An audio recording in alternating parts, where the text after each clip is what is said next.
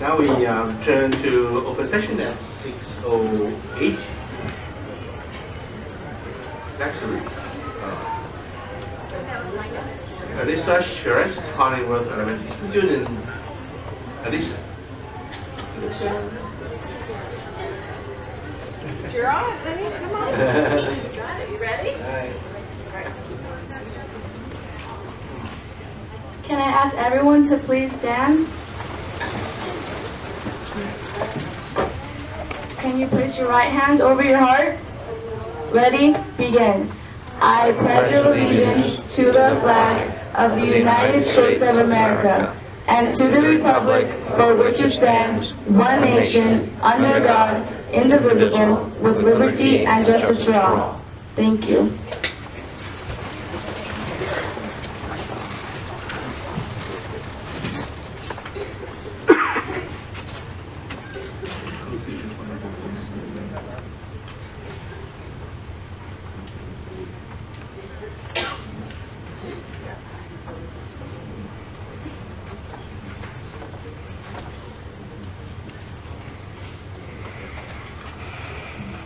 Okay, during the closed session, the Board of Education took the following actions.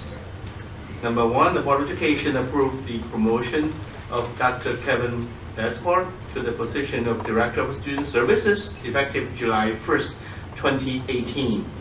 A motion by Don Freeman, second by David Malcolm, and the vote of the board was followed. Carrie C. Chen, yes. Lynn Ebenkamp, yes. Don Freeman, yes. David Malcolm, yes. Angelina Pride, yes. Number two, the Board of Education approved the appointment of Shoshana Yudin to the position of Director of Human Resources effective July 1st, 2018 on a motion by Don Freeman and a second by Angelina Pride. The vote of the board was as follows. Carrie C. Chen, yes. Lynn Ebenkamp, yes. Don Freeman, yes. David Malcolm, yes. Angelina Pride, yes. Number three, the Board of Education authorized the appointment of Maddie Zamora to the position of Assistant Superintendent Educational Services and directed the superintendent to enter into contract negotiations for an effective start date of July 1st, 2018. On a motion by Don Freeman and a second by Lynn Ebenkamp, the vote of the board was as follows. Carrie C. Chen, yes. Lynn Ebenkamp, yes. Don Freeman, yes. David Malcolm, yes. Angelina Pride, yes. Number four, the board is also pleased to announce the appointment of Joseph Archibald, Assistant Principal of Nogales High School, who is on our Human Resources report this evening.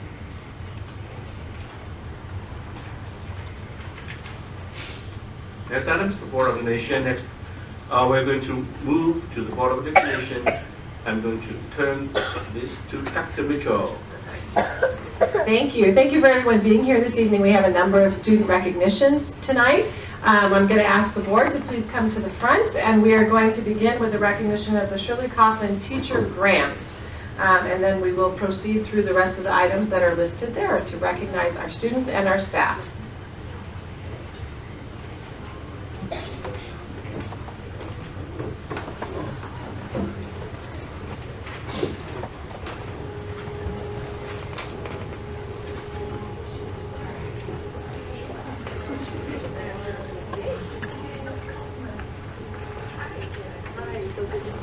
Good evening. My name is Sylvia Rivas, Director of Special Projects, and it is my pleasure today to present the 2018 Shirley Kaufman Awards. I would like to begin by acknowledging the 2018 committee for their assistance in selecting the recipients. The committee members are Miriam Kim, Chairperson, Donna Friedman, Board Member, Kelly Wilkas, Rolling Council PTA Member, Bibi Lung, Rolling Council PTA Member, Jack Tafoya, Sumner and Shirley Kaufman's grandson, Joe Tafoya, Sumner and Shirley Kaufman's grandson. And I'm happy to say that Joe Tafoya is here next to me, and he will be helping with awards, along with his wife and children. If you could please stand, please. So they're good.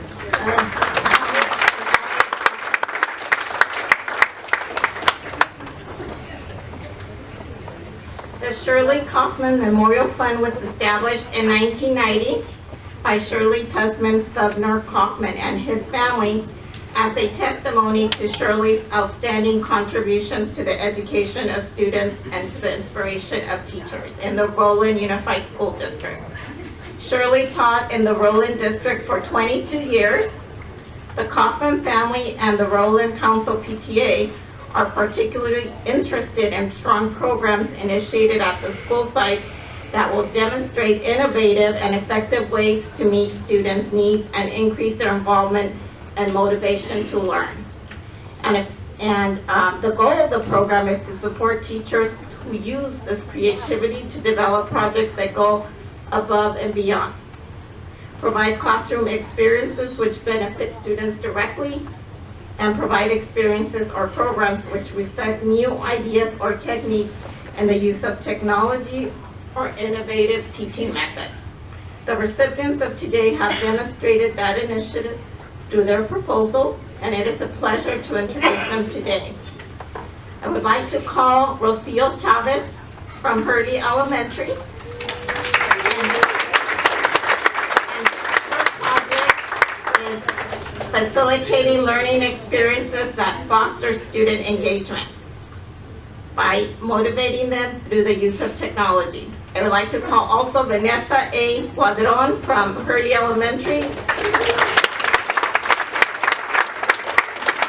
Our project will show how students solve mathematical problems by using various strategies and manipulatives.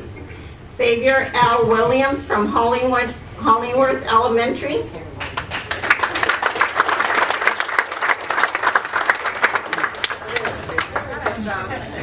Okay, his project is to increase early developing language and literacy skills using constructive play in the form of a Lego storytelling. Lauren Kakos from Killeen Elementary. Her project is to create a comfortable environment where students can believe in themselves. Sandy Orduno from Killeen Elementary.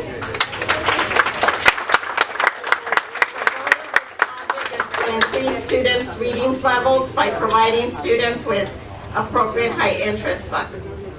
Crystal Kawamoto from Oswalt Academy. Provide students with the materials needed to present their learning in new and innovative ways. Laila Arana from Rormer Elementary.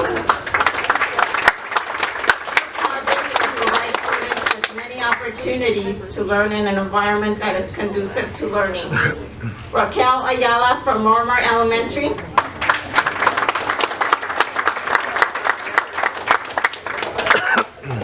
Her project project is for students to have an innovative and effective way to meet their needs and involvement and motivation to learn. Hilda Garcia from Romer Elementary. The goal of this project is to create the best learning environment for each of our students. Leslie Phillips from Roland High School.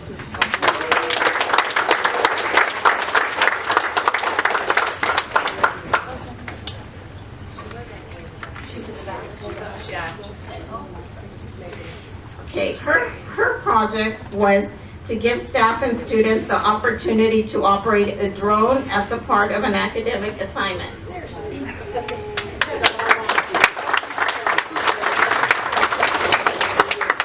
Claire Resca from Roland High School.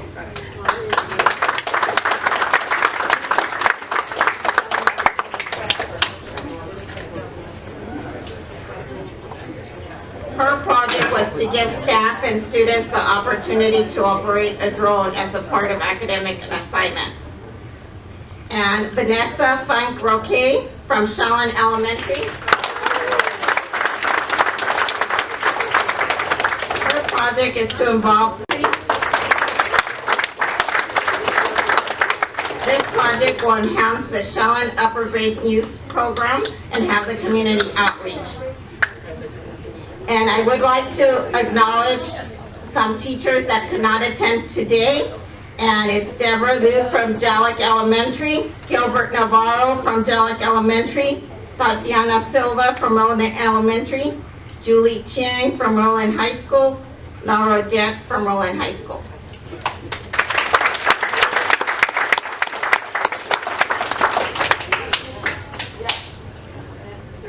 So how would you like, nope, they're good? All right. None of you don't have anyone move. You go, yeah, you go that way. We will come out this way.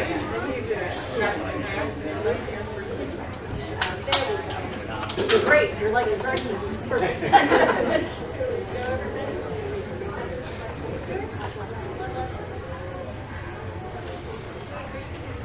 Congratulations.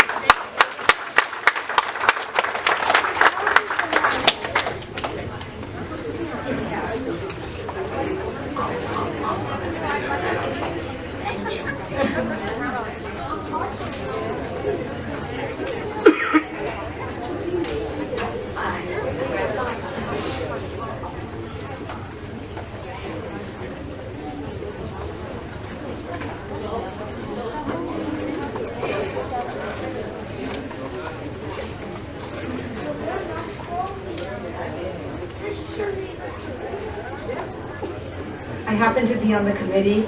I wanted to know if he'd come right back real quickly. Yay, Mr. Kaufman's coming. I just wanted to explain how the committee worked. He was kind of in charge of it, and so we would give him our scores of all the teachers, their grants that they proposed, and then we discussed it. And he'd say, well, why would that one be important? And we all had to say our favorites, and we all gave him a score. And he was like, well, I don't know about that seating. The special seating, and then we'd explain, oh, but it's really good, the flexible seating, and we had, and so he kept on, so we're talking, he goes, you know what, I think I'll fund them all, and I was like, oh, that's so wonderful, so I think he's just such a wonderful person, I wanted to share that. Thank you so much.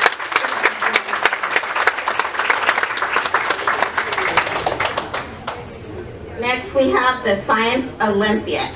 The Science Olympiad is a regional competition held between teams of students representing elementary, middle, and high schools.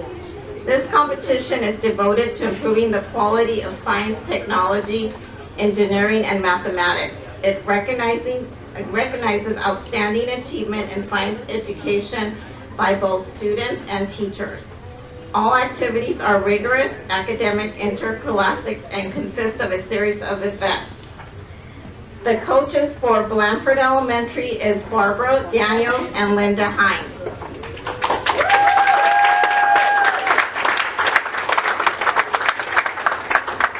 We would like to recognize the Blandford Science Olympian team for earning a silver medal at the science competition this year with the support of their coaches, Ms. Barbara Daniels and Ms. Linda Hines. This is the third year Blandford has competed in the Science Olympiad and the third silver medal. Please join me in congratulating Blandford Elementary for earning the silver medal.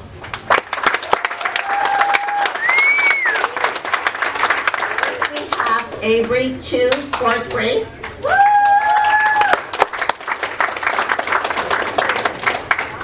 Next we have Juliet Yang, 4th grade.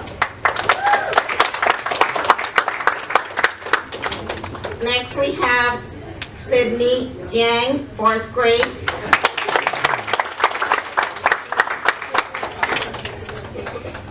Next we have Jada Nguyen, 4th grade.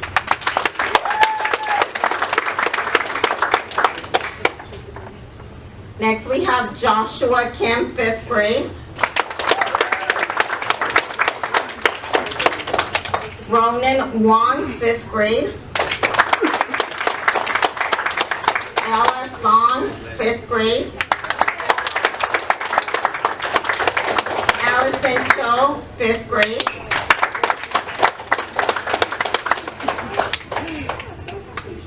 Arthur Liang, 5th grade.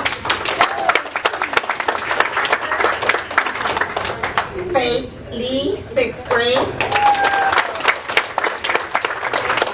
Diana Lay, 6th grade. Andrew Acevedo, 6th grade. Robert Schaefer, 6th grade. And Kylie Fan, 6th grade.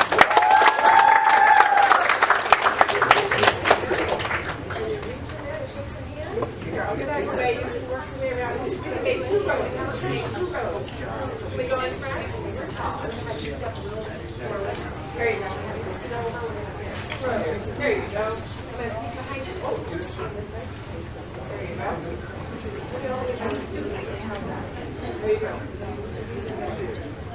Got it. Look at that.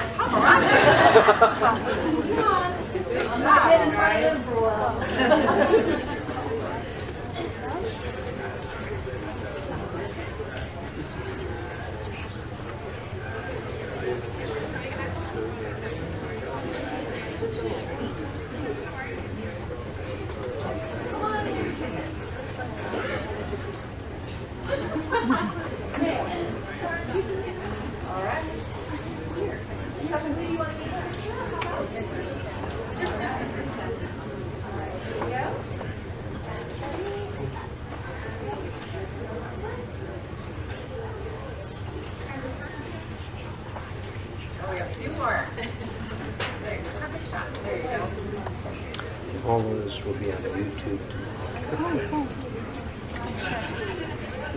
I recorded everything.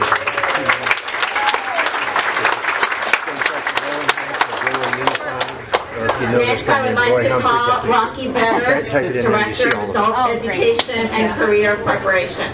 Good, because I can't see from right here. Thank you, Barbara.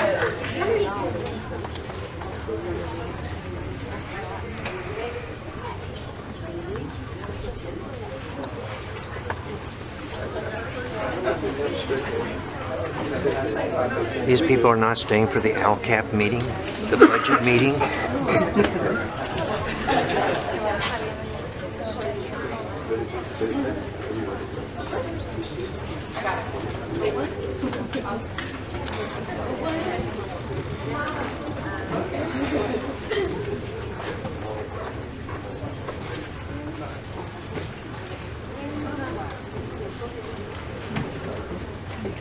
Board, it's my honor to present the FCCLA chapter from Roland High School this evening. The advisors are Tracy Taylor from Roland High and Pat Hakeem from La Puente Valley ROP.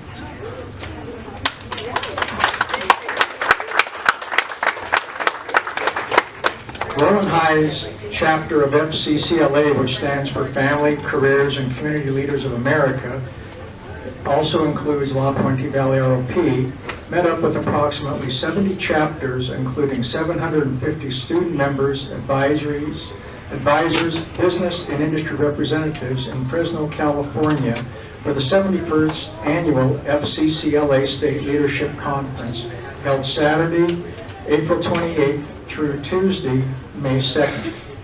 The meeting consists of statewide competition in over 20 different chapters, team, and individual events. The Roland LPVROP chapter took 10 students who competed in 3 different events with the following results.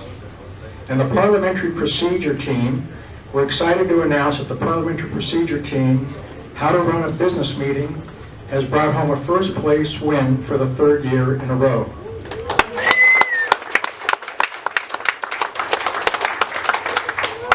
The team members include Brenda Kwong,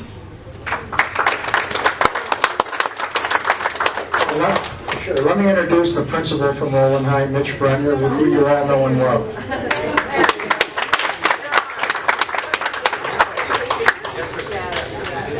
Don't forget that one. That's right. Shane Lee Yu.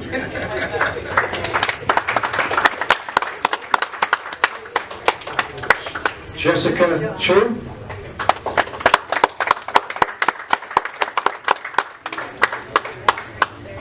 Cecilia Wang.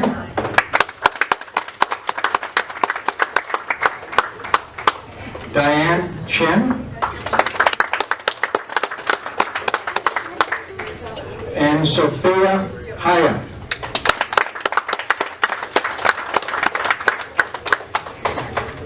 In addition to the win by this team, we'd like to share that senior Brenda Kwong, Brenda, where are you?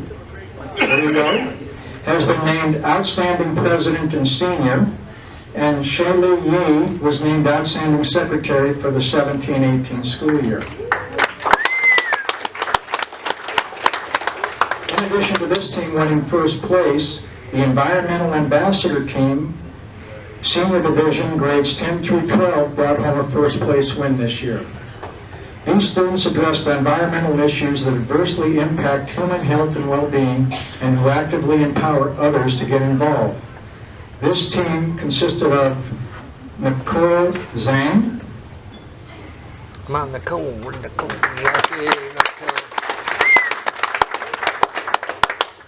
Ashley Lim,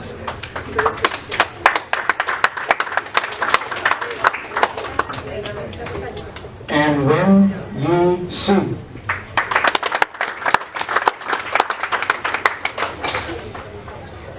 As a result of the first place wins in Parliamentary Procedure Team and Environmental Ambassadors, these 9 students will be traveling to Atlanta, Georgia for the National FCCLA competition on June 21 to July 3. They'll be competing against all the state winners at this national event. Roland High is also thrilled to share that the students of the Roland High Chapter FCCLA hold 5 out of the 6 regional board positions.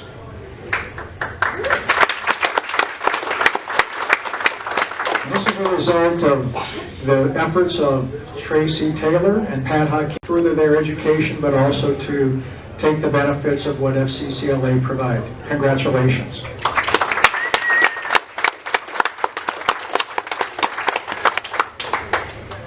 Position us however you want us. We'll turn this way and do our shoulders like we're at the front of the. There you go. You don't have to make it fit more. There you go.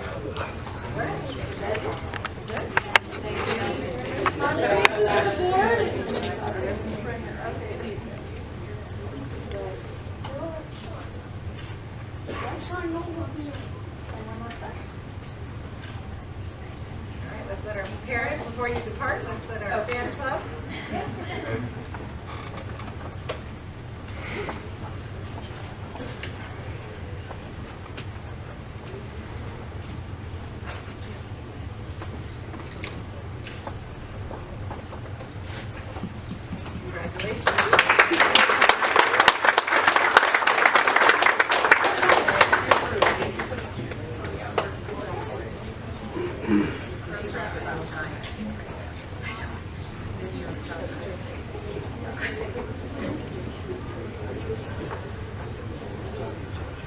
The next recognition I'd like to provide is talk about Kathy Stella is the advisor. Kathy? Kathy Stella is the advisor of the Rowland High School ProStart Management Team. ProStart's a program that is provided by the California Restaurant Association Educational Foundation. Rowland High has been a member of ProStart for the past 6 years, and it provides students who are desirous of entering the culinary field, restaurant management field, to earn scholarships to continue their education in that field through Cal Poly Pomona and Mount SAC.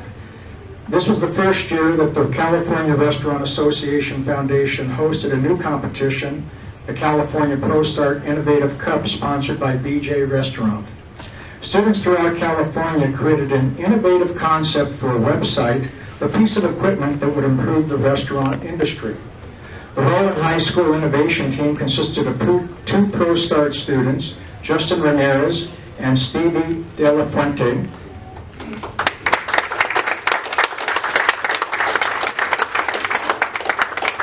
One gourmet student, Nicole Wu, and one AP Computer Science student, Miles Martinez. Inspired by the rising popularity of people preferring to eat in, the students created the company Entree. The team developed the concept, created a full functioning website and app to take the true restaurant experience into the home. Okay. The Rowland High School Innovation Team walked away with a 5th place win and $5,000 scholarship for college. On behalf of the Board of Education, please join me in congratulating the members of the ProStart team. Stevie, where are you? There she is. Miles, Justin, and Nicole is not here this evening. Congratulations.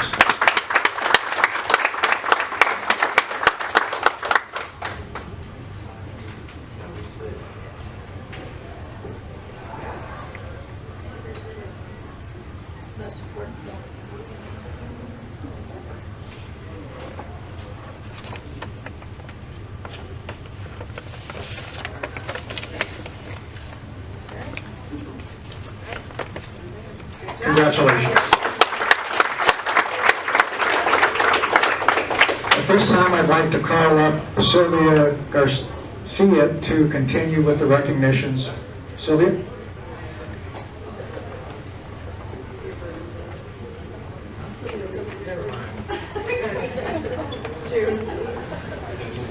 Sure. No problem. Next, we have the Rowland High School Girls Swim Team. We have coaches Michael Cody and Ian Lagarda.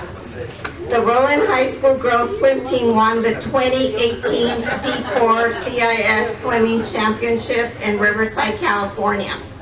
They finished their season 8-0, winning their 4th Valle Vista League swimming title in 4 years. The team won 4 individual events and all 3 relays.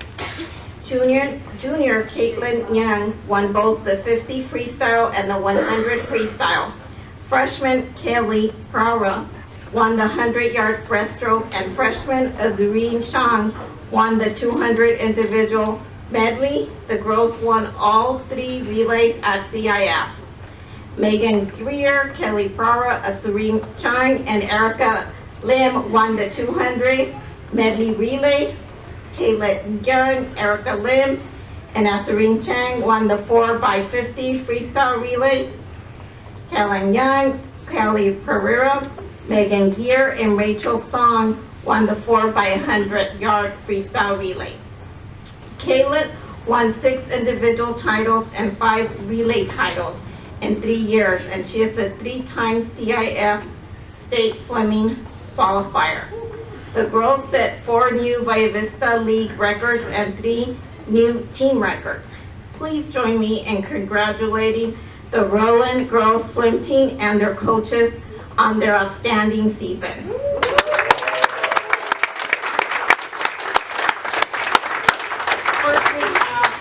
Kelly Pereira.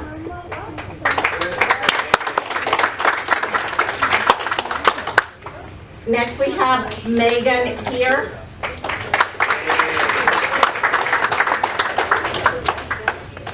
Azurine Chang.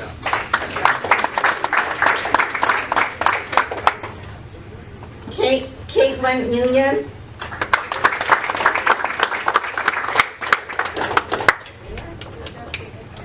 Rachel Song. Erica Lim.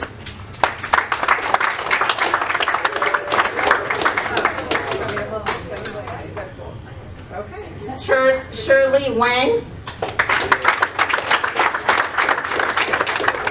We would also like to acknowledge Angelina Nadaya, who could not be with us today.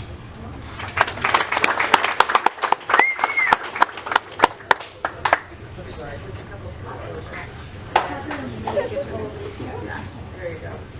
Gotta position that plaque in just the right spot.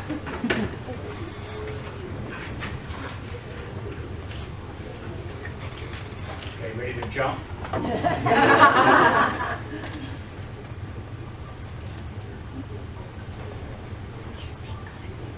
Nobody's jumping. Here we go.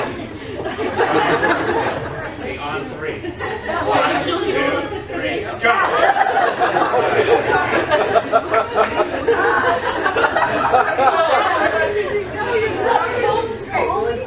Now, or you just kick one leg up and get the image like you jumped, right?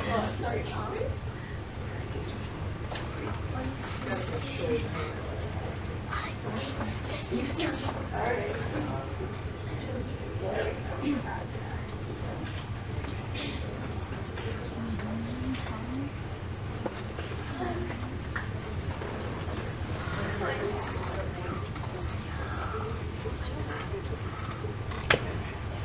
Congratulations.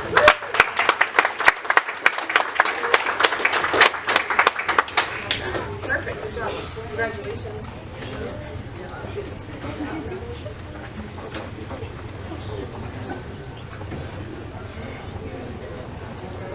Next, we have the Roland High School boys swim team. Again, coaches Michael Cody and Ian Lagarda. The Roland High School boys swim team won the 2018 D4 CIF swimming title in Riverside. They finished their season 8-0, winning the Valle Vista League swim title. Jason Koo, William Koo, Win Lancher Santi, and Michael Ye combined to finish second in the 200 medley relay. They also broke the school record that was 17 years old. Paul Kim, William Koo, Kevin Kao, and Michael Ye finished second in the 400 free relay. Congratulations to these student athletes on this great accomplishment.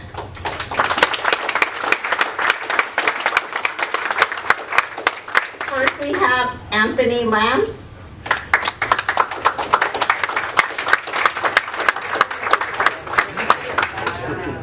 Next we have Victor Lung.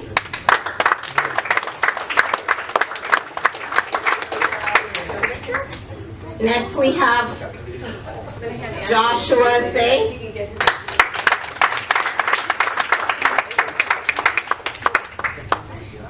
Michael J.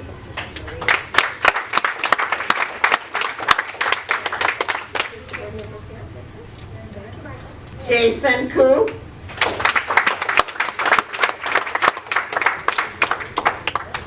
William Koo.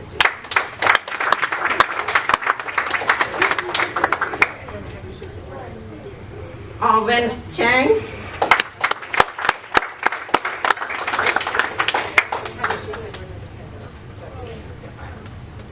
Win Lancher Santi.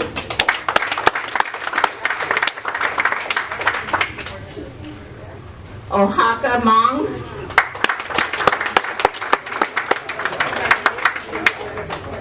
And we would also like to acknowledge Kevin Kao and Paul Kim, who could not be with us today.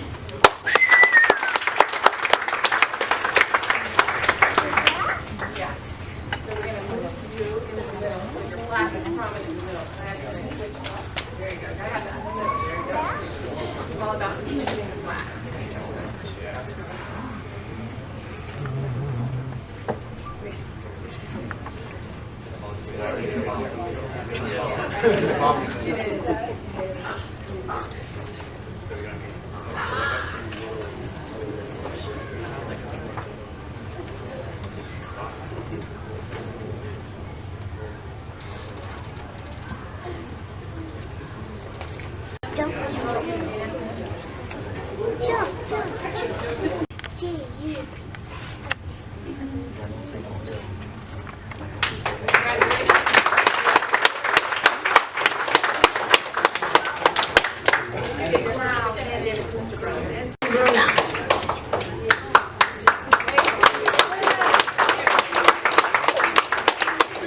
Congratulations, Rowan High School boys and girls track and field teams for winning the Valle Vista League Championship.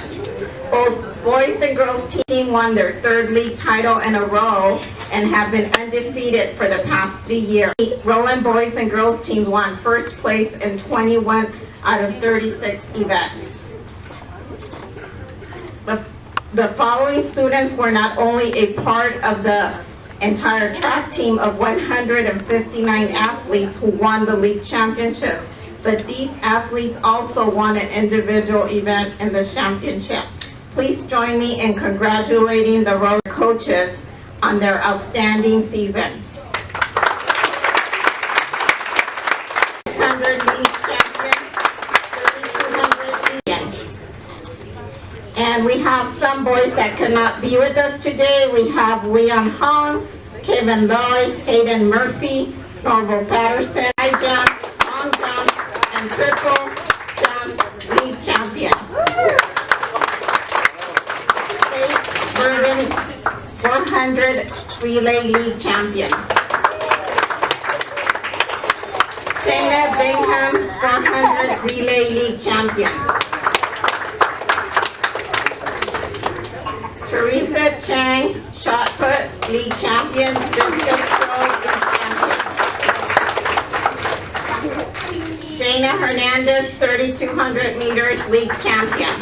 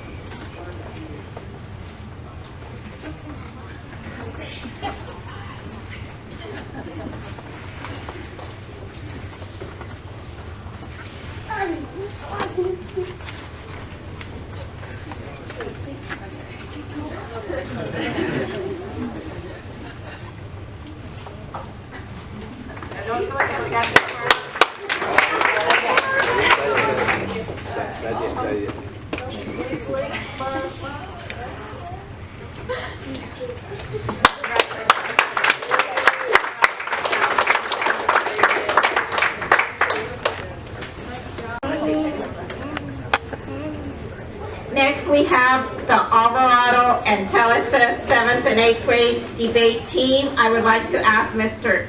Smith to join us. And our program advisors for debate, we have Kim Louie for Alvarado. She's a program specialist for special projects.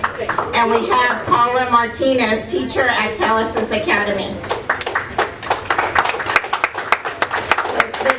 Teams represented Rowan Unified included 7th and 8th grade students from Alvarado and Intermediate School and Telesa Academy.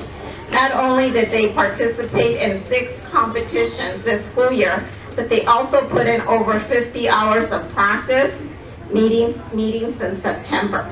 The students debated against schools from all over 2 counties. One was the Orange County Debate League, Alvarado, and the other one was the Inland Empire Debate League. Students became highly competitive, looking for wins while reaping many benefits. They articulated sophisticated arguments supported with strong evidence and listened and critically evaluated others' arguments. They worked both with the teacher and independently to find primary sources for arguments and shared those sources and arguments with each other. It is with great pleasure and appreciation to acknowledge our students who represented Roland Unified in the 2 debate leagues. A 3-person team from each school competed in the Southwestern Regional Champion held at Mount San Antonio College. All students attended debate practice all school year and also Saturday competitions. Some of the debate topics were preparing for both opposition and proposition on, for instance, a nuclear attack in North Korea should be off the table, and the U.S. should adopt a universal guaranteed annual income. Congratulations to the Alvarado and Telesis debate team. And first we have Alvarado, we have Selena Chen.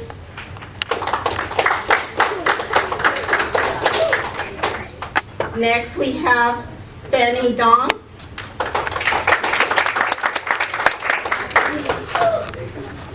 Next we have Sophie He.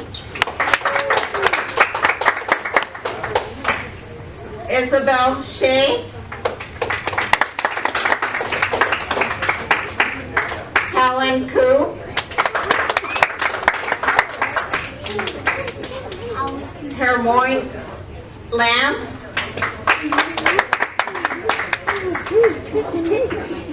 Simo Lee. Noah Kim. Donald White. Rosanna Panther. Joseph Sun. Anthony Tian. Madeline Soy. Leslie Yang. Lily Zhao. Isaiah Chapman. Andrew Kovar. Anna Diaz.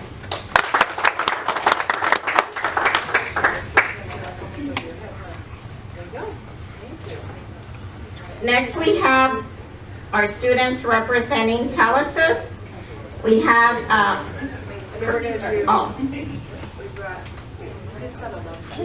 yeah, keep going. Carissa Milano. Trina Nguyen. Stephanie Nangarai.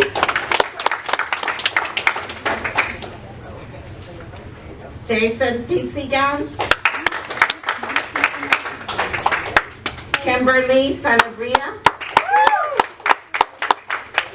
Ryan Tello. Danielle Suniga.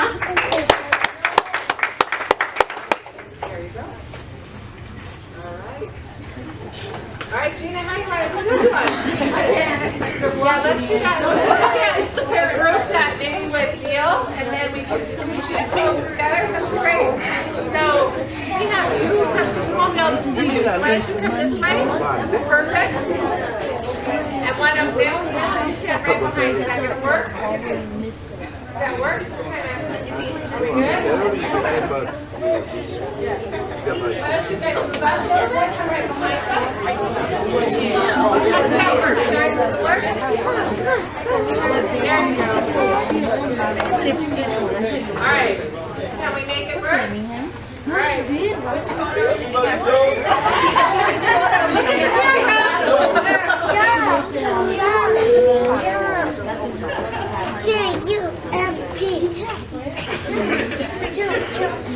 Get a rocket launcher.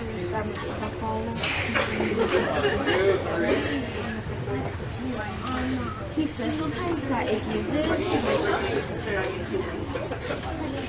to Okay.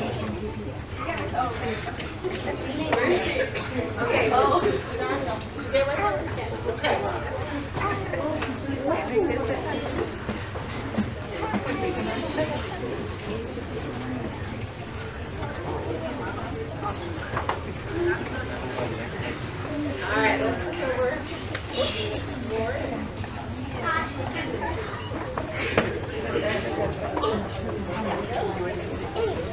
All right, so Gina.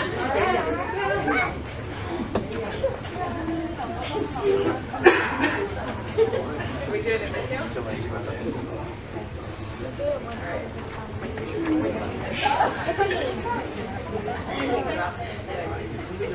There we go.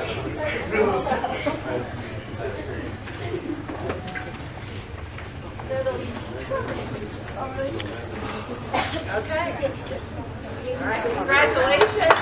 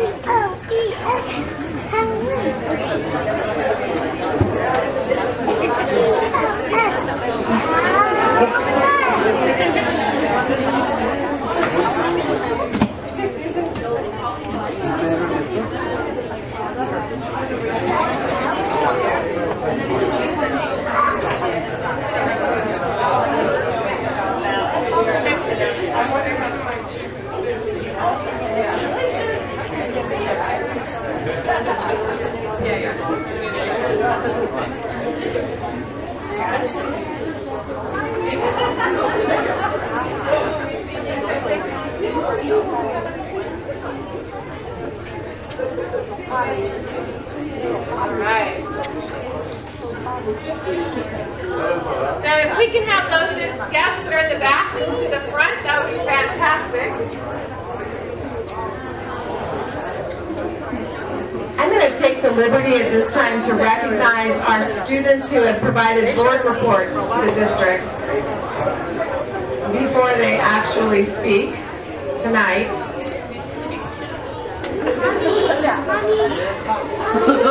So if we could have our student speakers come forward, please. I know I saw Nicholas Phillips in the back. So if Nicholas can come forward, and we have Huna Camararo here.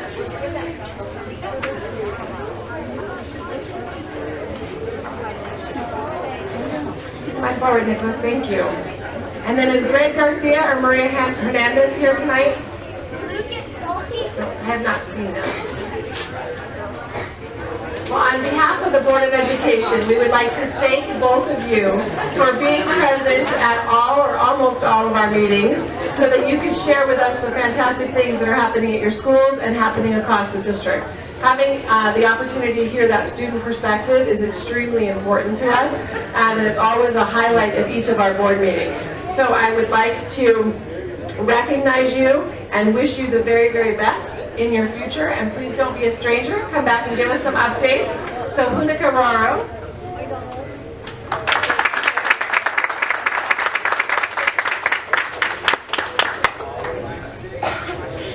And Nicholas Phillips.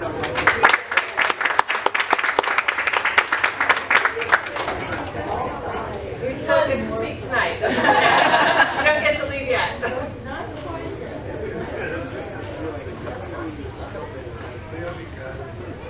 Thank you. All right, here we go. See you in about 5 minutes.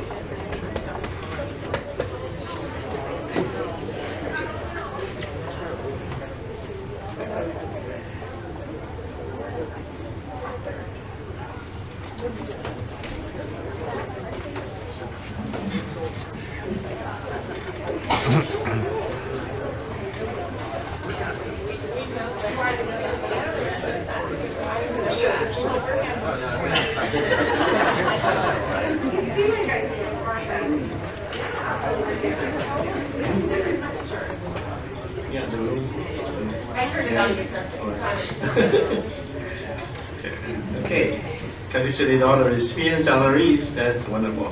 And I'd like to thank the Hollingworth elementary students and parents and staff and community members for providing the refreshments, such a nice board meeting. Okay, let's have the report highlighting Hollingworth Elementary, which we provided by student Reem, Tualdi, and the teachers, Ms. Charlotte Redford, and Yvonne Martini.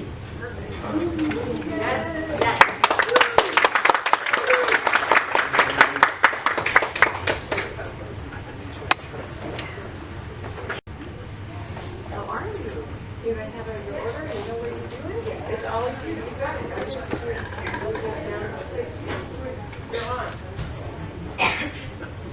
Good evening, Lohman Unified School District Board members and Dr. Mitchell. My name is Reem Tualde. I am a 6th grader and I've gone to Hollingworth Elementary School for 5 years. For 4 of those years, since my 3rd grade year, Hollingworth is an AVID school. AVID stands for Advancement via Individual Determination. This program, as some of you might know, helps us kids prepare for college. One large thing this program has done for me is that it has helped me and many others to organize our work. There are so many things that have helped me become more organized that range from my binder to note-taking strategies to my agenda. Cornell and 3-column notes have helped me the most. These methods help me the most because they help me to group my notes, which makes it a lot easier to get back to study my notes later. Even if I don't need to study, I'm able to lend my notes to someone and they would be able to find whatever they need because of how organized it is. All of this will help me stay organized for when I grow older and go to college. One other large thing that AVID has helped me with was my collaboration skills. We were able to work with and talk to our classmates in some of the work we did in our classroom. These groups have helped me because working with classmates not only has helped my communication skills, but has helped me to understand concepts much better with the help of my classmates. One last large thing that AVID has helped me with is my writing techniques. I have been taught so many different techniques to help me write better and faster. We focused a lot on writing this year, and I feel like my writing has improved greatly because of everything I learned. Everything I have learned from AVID has helped me so much and will help me through middle school, high school, and all the way through college. I personally am going to attend USC and will either go into the psychology field or become a lawyer, and I am sure AVID will help me get there. As our school always says, after high school comes college. Thank you.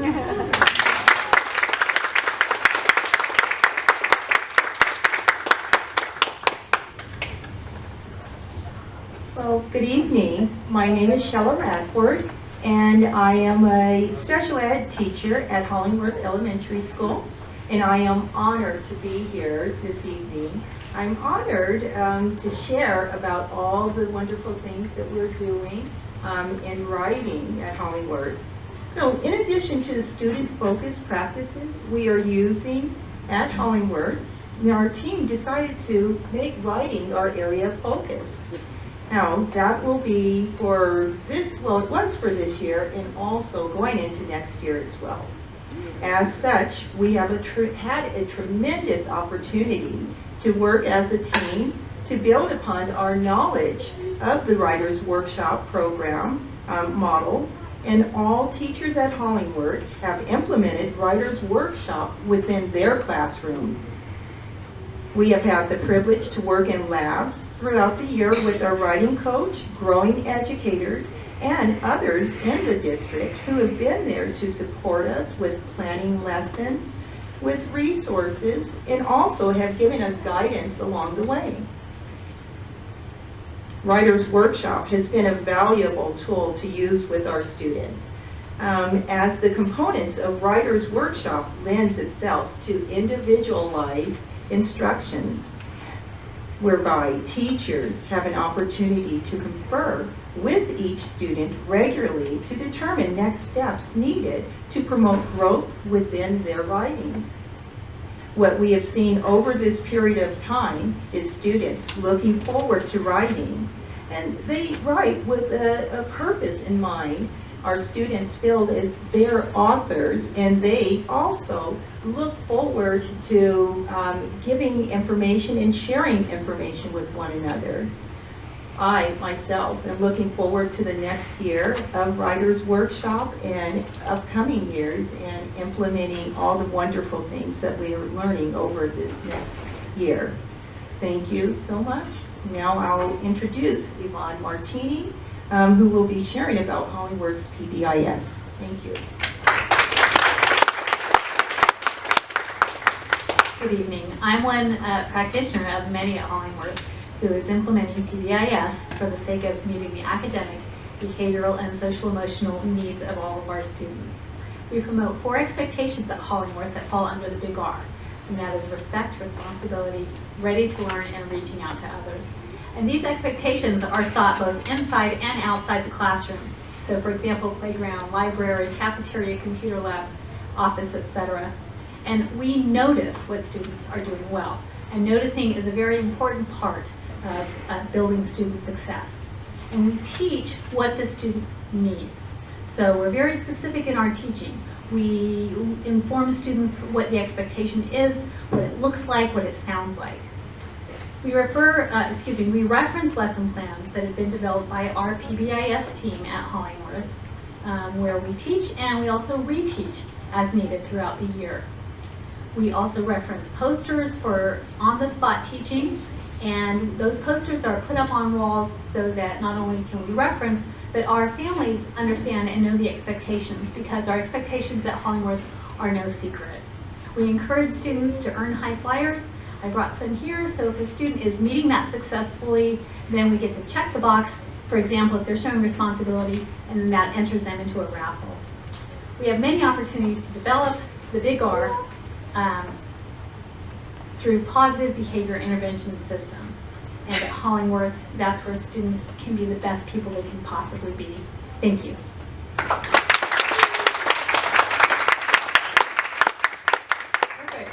Dr. Hoon, could you please come back and join your team? We'd like to get a photo of the team as well that was presenting. So grab Screen to come back up, and Shella. Perfect.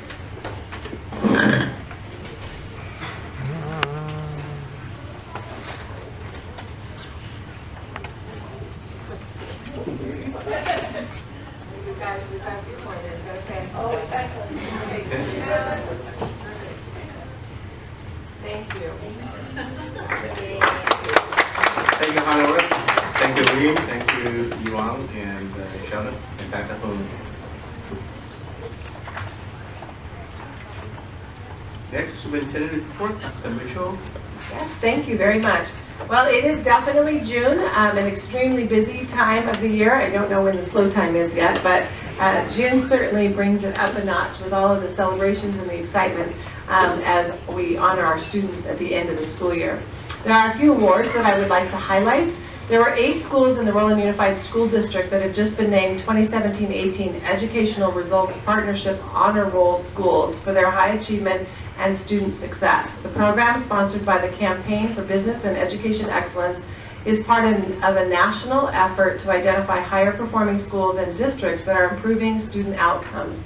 We'd like to congratulate Alvarado Intermediate, Blandford Elementary, Roland High School, Killian Elementary, Shellen Elementary, Oswalt Academy, Telesis Academy, and Ybarra Academy for receiving this recognition. We'd also like to congratulate Roland High School and Nogales High School, who were ranked the 2018 Best High Schools listed by U.S. News and World Report, both earning a ranking of silver. We are looking forward to honoring and recognizing our class of 2018 this Thursday at 5 p.m. Roland and Nogales High School will hold their graduation ceremonies in their stadiums, and Santana High School's graduation will be held at Roland Heights Community Center at Pathfinder Park. This summer, our Nutrition Services Department will honor once again the Seamless Summer Option Meal Program for children. Free meals are available to all children in the community 18 years of age and younger, and families can locate the nearest site offering seamless summer meals by texting the word food to 877-877. The following school sites starting the week of June 11th are offering seamless summer: Nogales High School, Roland High School, Santana High School, Hollingworth, Jellic, Northam, Roland Elementary, Ybarra Academy, and our East Valley Community Health Center at Villa Corta. as well as Aurora Elementary will offer Seamless Summer later in July 9th to July 27th. That coincides as well with our summer school programs. School will conclude for the school year on Thursday. Summer school will begin on Monday. So we have programs that start Monday, others are beginning on Tuesday. And I would be remiss if I didn't have everybody mark their calendar for the start of next school year. It's kind of all running together here. Monday, August 13th is the first day for students for the 18-19 school year. Thank you for a great year. Thank you, Dr. Mitchell. The next is we'll move on to student representative report at Rusd St. High School. And anyone from St. Okay, the next to Nogales High School, Juan Arroyo, SB Secretary of Nogales High School, provide report.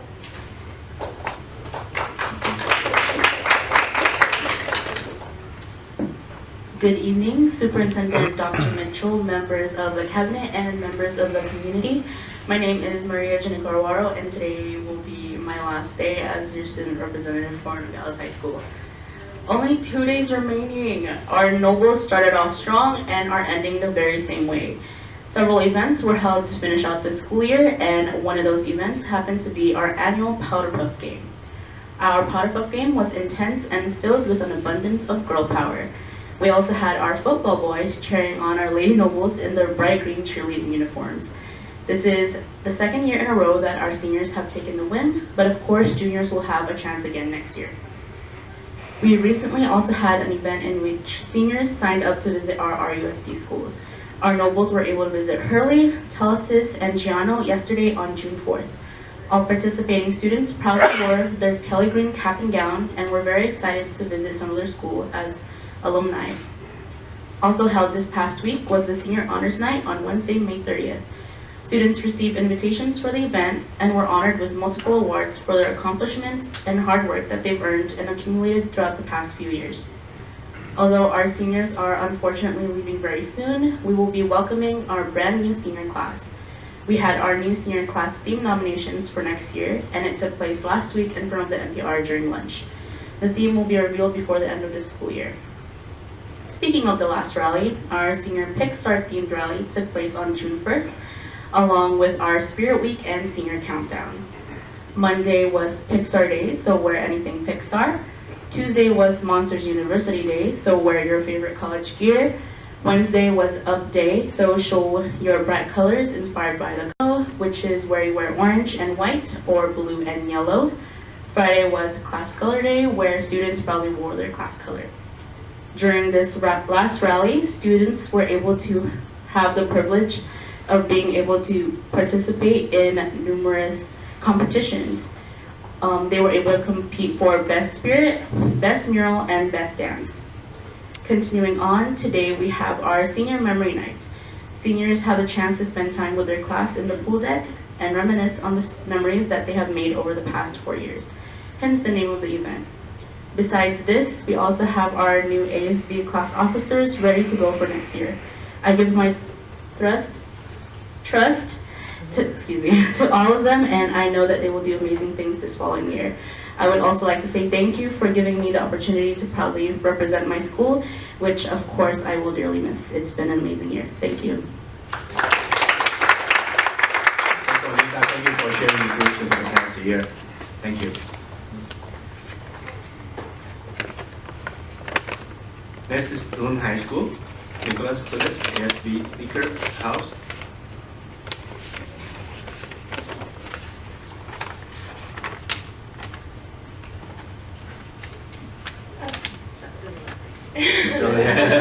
So Emily. Good evening, Mr. President, members of the board, Superintendent Dr. Mitchell, and members of the audience. My name is Emily Birch, and I am the student representative for Lohman High School for the 2018-2019 school year. I'm very excited to take on this responsibility and share all the exciting events we have going on. Since the last meeting, we have started hosting many end-of-the-year events. On Friday, May 25th, we hosted our senior assembly. The class mascot was Simba, and the theme was Simba goes back in time to remember everything that got him where he is today. Seniors watched slideshows of pictures and videos of themselves during their 9th through 12th grade year, as well as remembered world events for each year. Our choir, cheer team, clubs, athletes, and members of ASB performed their last final performance at the assembly. Later that night, we had our Powder Puff game, which was held in the stadium, where junior girls and senior girls get to play each other in flag football. I can personally say I can remember playing this game for the rest of my life. The junior and senior boys got to play the role as cheerleaders and got to dance in the halftime show. At the end, seniors won 24-22 in a back and forth game. We have so many clubs on campus, and to show our appreciation, we held a club luncheon where club advisors and club presidents could receive free lunch in honor of all the hard work that they do at Roland. As we close off the year, we say goodbye to our seniors Friday, June 1st. This was the seniors' last day of class, where we held the annual senior sunset. This is where they can eat and reminisce in their high school memories. They also received the letter that they wrote themselves during seniors' sunrise, the first day of school. After senior sunset, the seniors could meet up in the gym for the senior comedy sports match. This week, we began our senior events in the gym. Monday, June 4th, the seniors could participate in different activities, including Mr. 2018, the hypnotist, the senior talent show. In Mr. 2018, the boys compete in pickup lines, beach attire, makeup skills, and dance. This is a popular event where we get to see them in different situations we don't normally see. Along with saying goodbye to the seniors, we started our senior countdown, where students are allowed to take pictures with their seniors that are counting down the days until graduation. We have hosted several award recognition ceremonies through the last month. Last night, we hosted our senior awards night, where the seniors were awarded with scholarships as well as their stoles for several groups on campus. We would like to thank the board and district members who attended this ceremony. As well as we say goodbye to 2018, we say hello to a new senior class. The class of 2019 held multiple meetings to begin organizing their senior year, which includes deciding their senior attire. Next year, they will be proudly wearing blue, their class color, and their mascot, Genie from Aladdin. Lastly, graduation will be held Thursday, June 7th at 5 p.m. in our stadium. The graduation theme is Embrace Today, for the new journey starts tomorrow. As we watch the graduates walk across the stage, we know that they will be Raiders for life, and they will be thinkers, communicators, and contributors.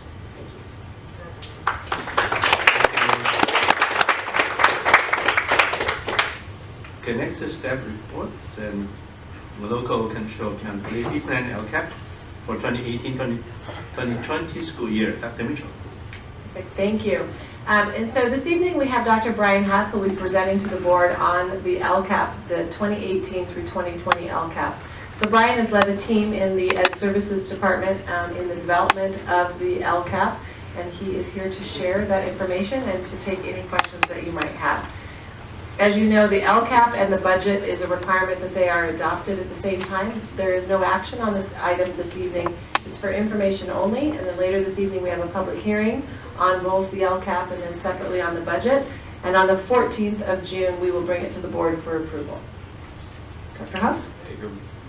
Good evening, members of the board, superintendent, cabinet, members of the audience. We are excited to share with you the update on the updated LCAP plan.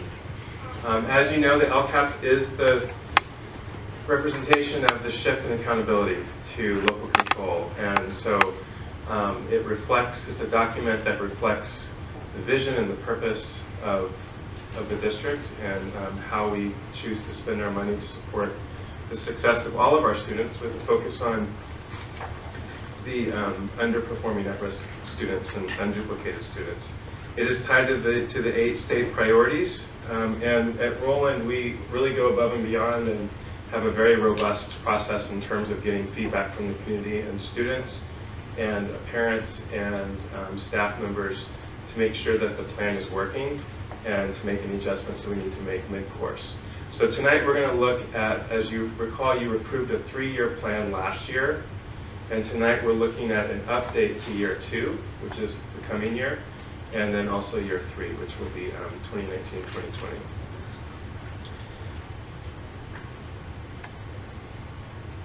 As a review, the LCAP has 6 goals, and those are tied to the 6 district directions.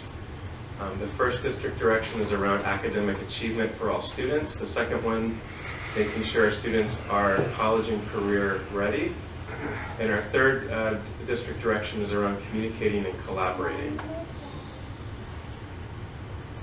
District direction 4 is around fiscal responsibility and facilities. 5, student safety and wellness. And then district direction 6 is leadership. And as I mentioned, these are tightly aligned to the LCAP, so the goals 1 through 6 reflect exactly what those district directions are. You can see the list of opportunities we've had to engage with the various stakeholders. We've had 2 board updates, a community meeting, 10 focus groups, 4 employee meetings, 3 DLAC meetings, 2 superintendent parent council meetings. We had very good response this year to the community survey, 850 responses, and a public hearing tonight. Our favorite part of the process is giving out and listening to students, and this will be our 3rd year of doing this. And we continued the practice of doing 10 different sites from grades 5 through 12. And we just listen to students, and they are honest. I will tell you, they do not hold back in what they think and what they believe about what would best serve them.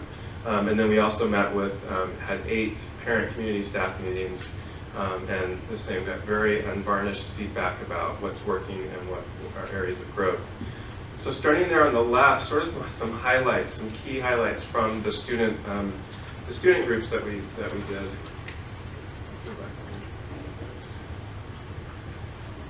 One of the questions we asked was, what's most challenging for you? What do you have the hardest time with? And across the board, a lot of them talked about math. This big shift in math expectation in Common Core.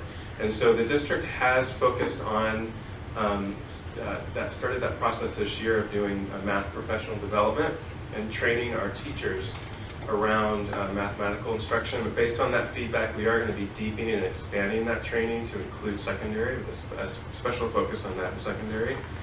And so that's the first big chunk from the students. The second one was they really love the access they have to electives and clubs in the district, the Music for All program, the board funding that, and then also the electives that we provide across the board outside the core curriculum. They really wanted to communicate that they want those things to continue. The third one was around career and life skills. So as a district, we have made the decision to fund a counseling ratio much lower than the state average, much lower. And so the students recognize that extra access they have to counselors, and they want more. So they shared that they would like to continue to have that increased access to counselors, and also to life skills. And so as you'll see later on, one of the shifts we're making in a tool that will serve students in accessing career information is over to Career Zone. So we're switching over from CCGI to Career Zone.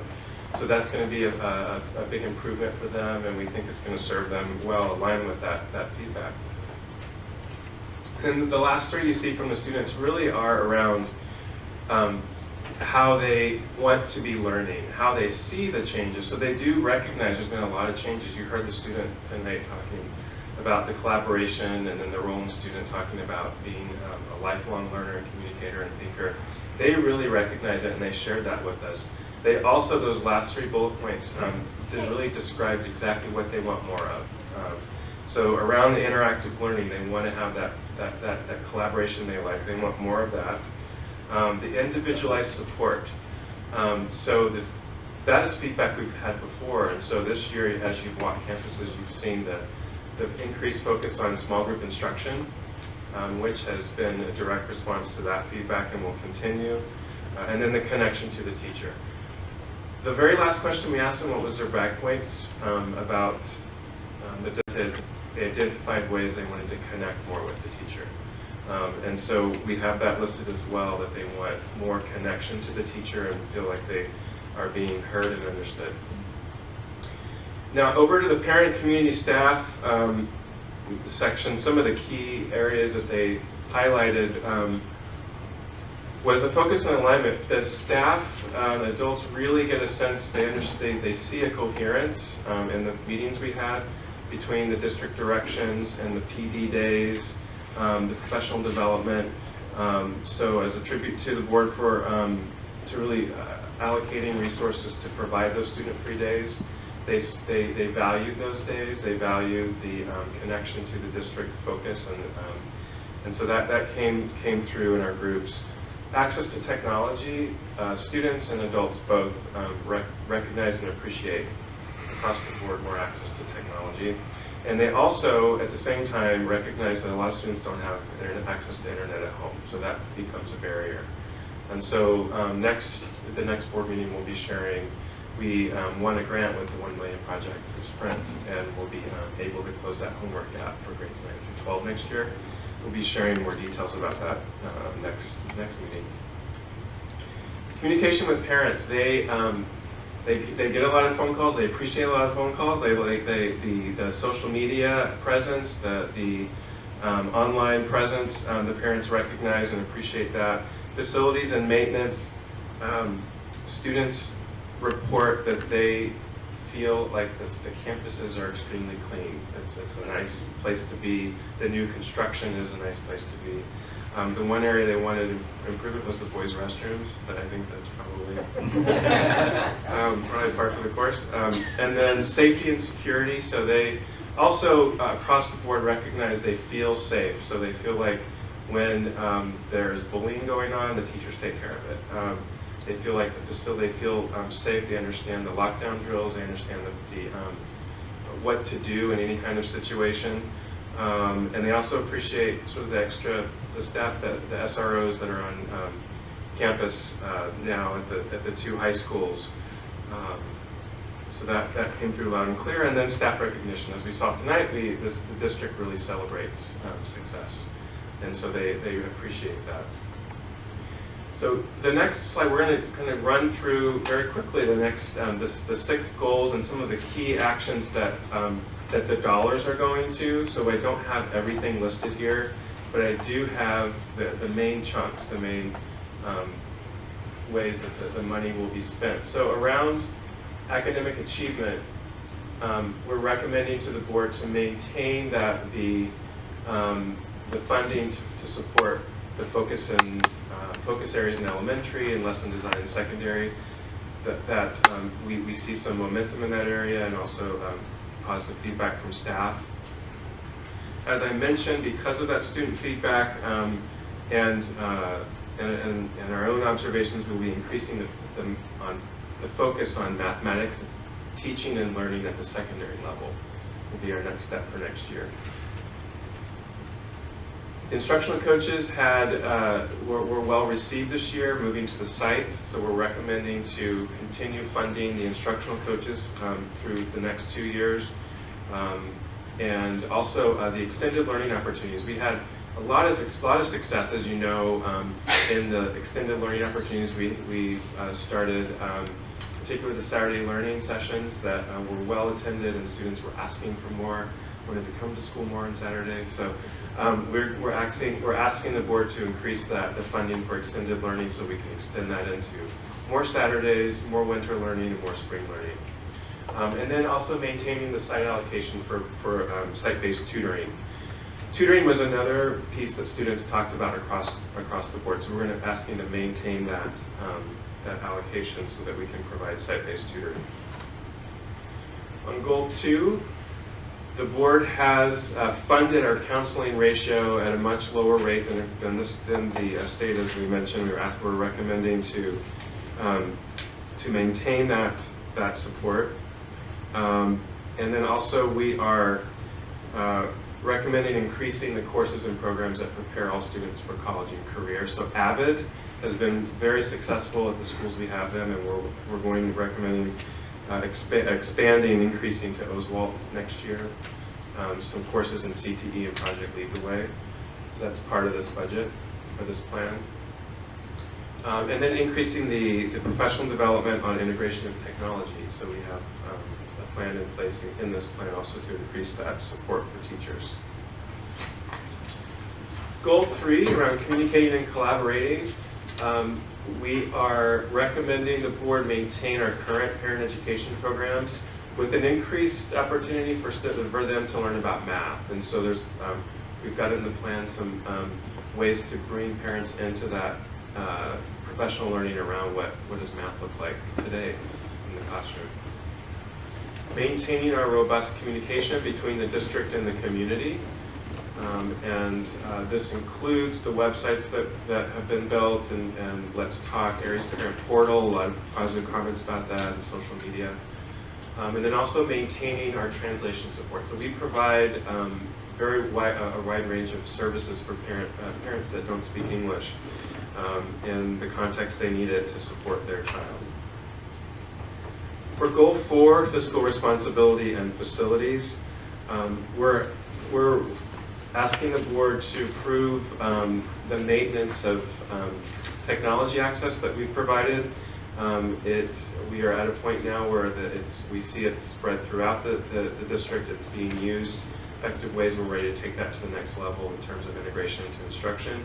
And in particular, the focus on 21st century learning environments. So how are they using their space in a way that will support 21st century learning? We're also recommending an increased focus on digital equity by closing the homework gap for grades 9 through 12 next year, and we'll talk a little bit more about that next board meeting, as I mentioned. And then maintaining the ongoing maintenance of all sites for high quality learning environments. Those are the big budget items in that goal.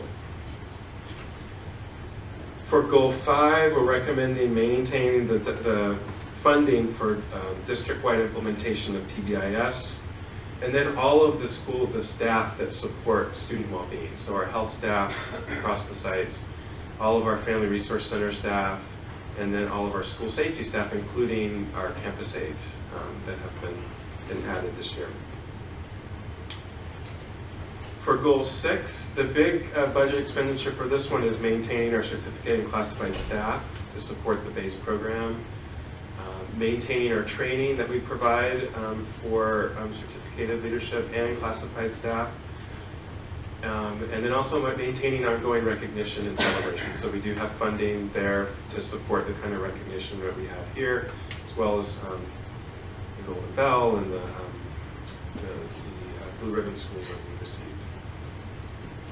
So tonight is the public hearing. After this opportunity and presentation, the public will be able to provide written comments on the plan, and then we have a short period of time to respond to that and then make any adjustments. A final draft of the LCAP edition for 2018-19, 19-20 will then be provided to you for your review in advance of the June 14th meeting, which would be the board approval night.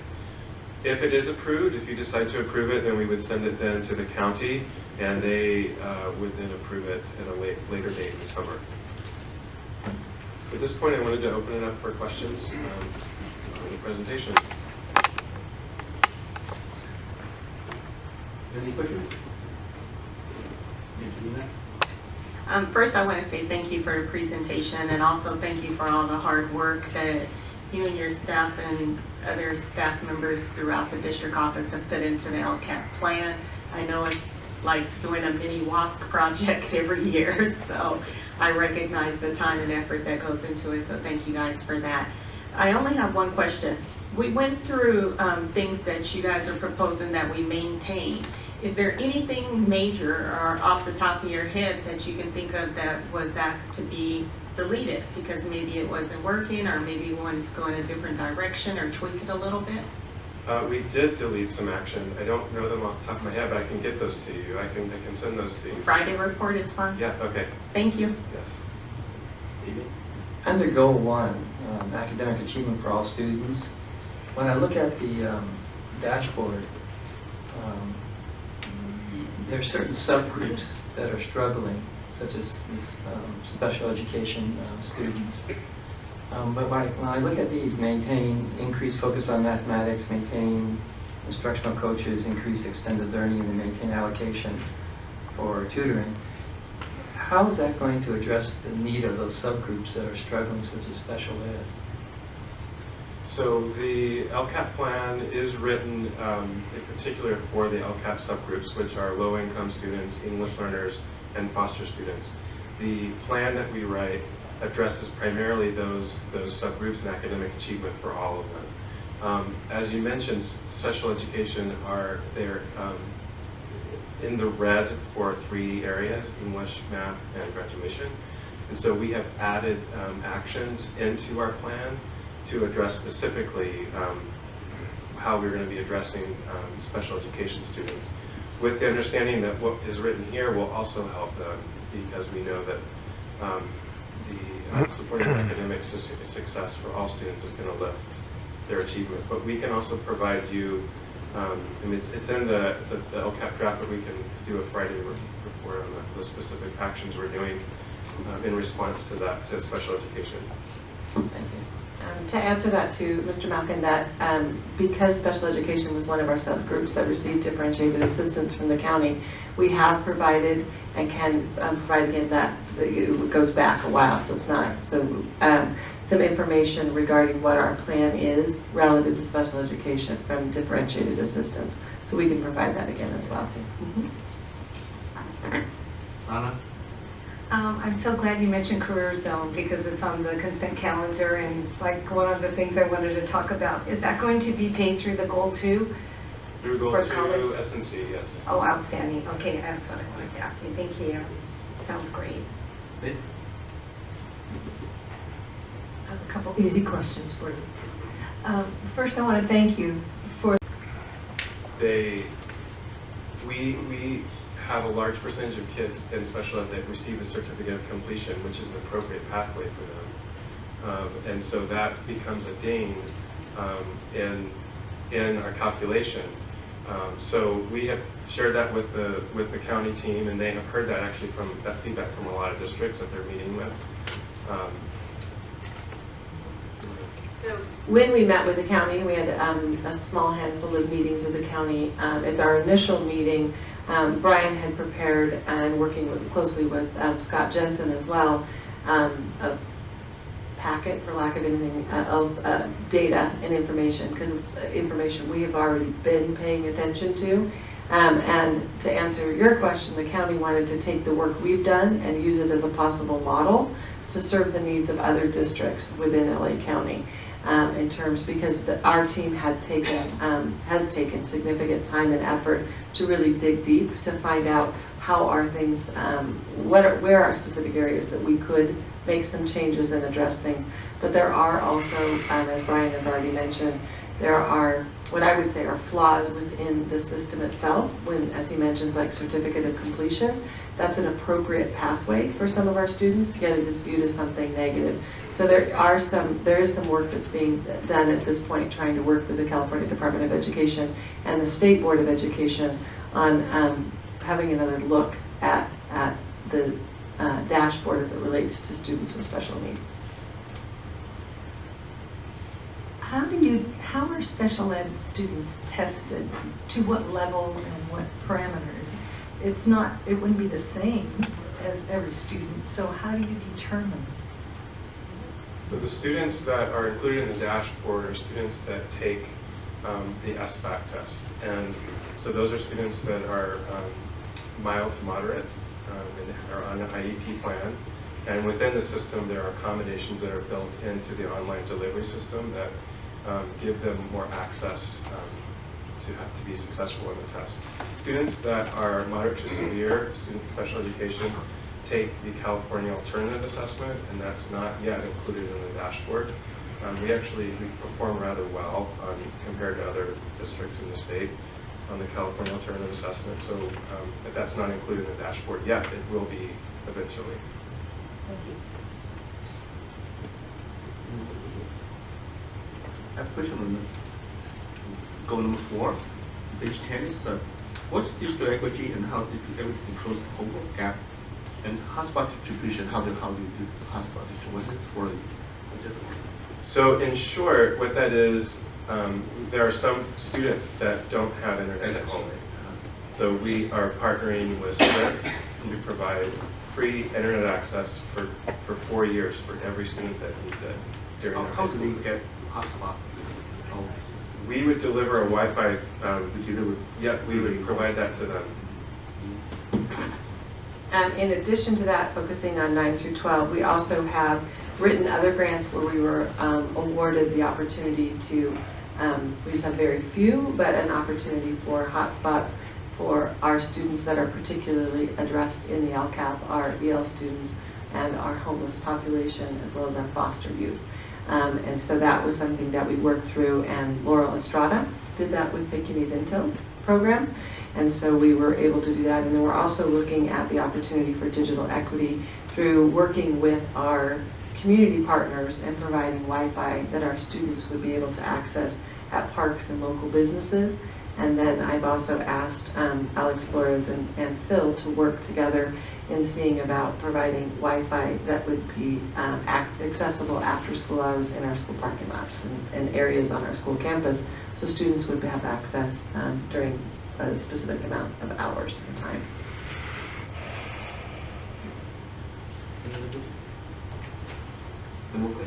Okay, I just do want to recognize the team that did this report, because it was a big lift, and so Trisha Colella, who's here, and Sylvia Rivas, and Frank Chang, Miriam, Kim, Rocky Bedard, and also the fiscal department, Aubrey and Corey and Alex have been, and this is not a, this is a very coordinated effort across the district, I'll put it at that, so thank you so much. Thank you, Brian. Thank you, Ricky.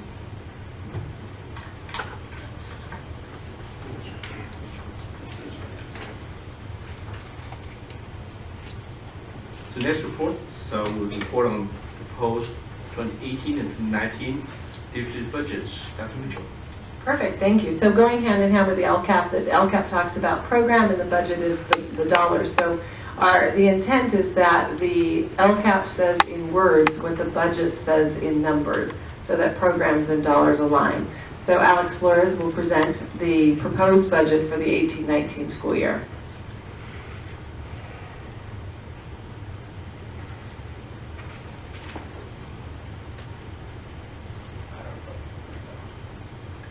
Maybe. You're good.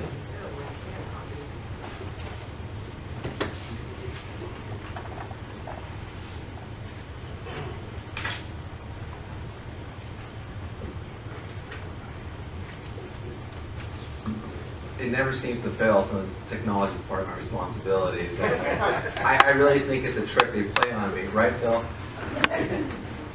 It worked before the board meeting, I'll tell you.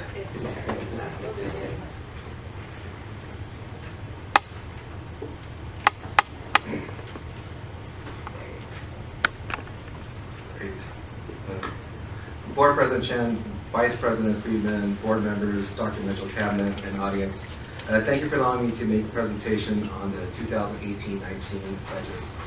I would like to start off where Ryan finished.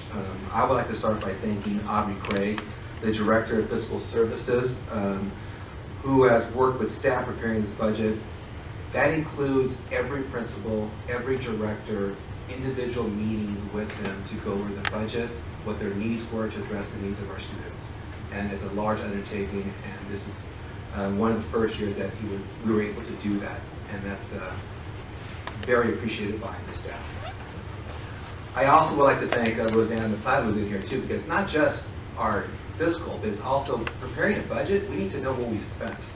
And Rosanna and her staff have been working diligently to make sure that we process every purchase order so that we have a true understanding of how much we spent, so that we can analyze and project for the future.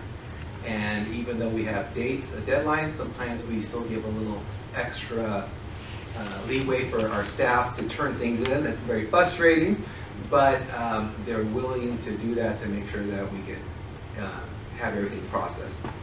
And I also want to thank Corey Durant, who actually it's a pleasure to say that tonight in the board personnel report there is a changing of the job title to a supervisor of accounting, which is well deserved by Corey.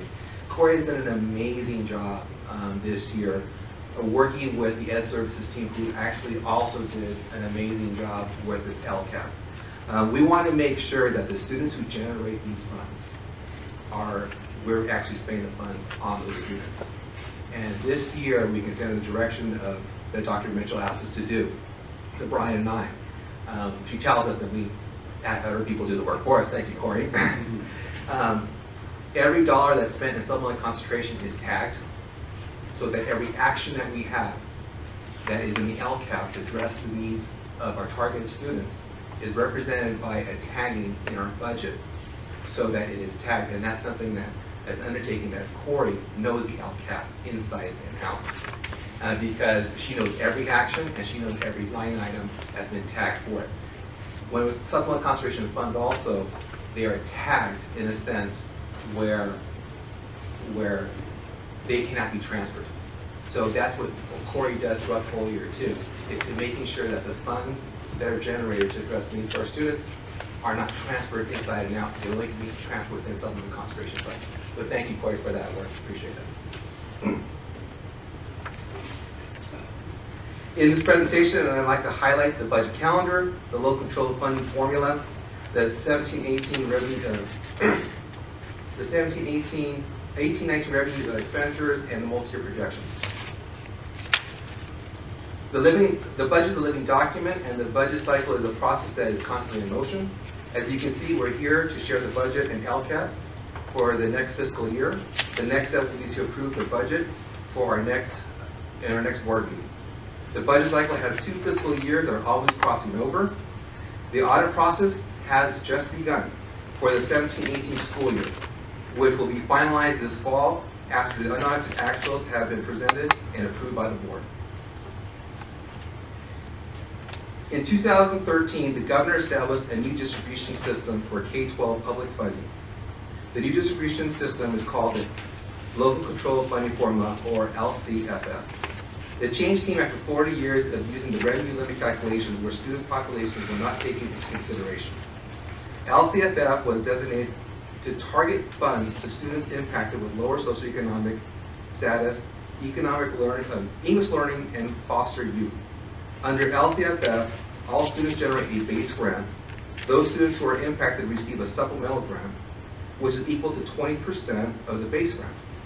In addition, districts like Lohman, who have a large student population of targeted students, that is defined by the state of any district that has over 55%, also receive a concentration grant, which is equal to 50% of the base grant.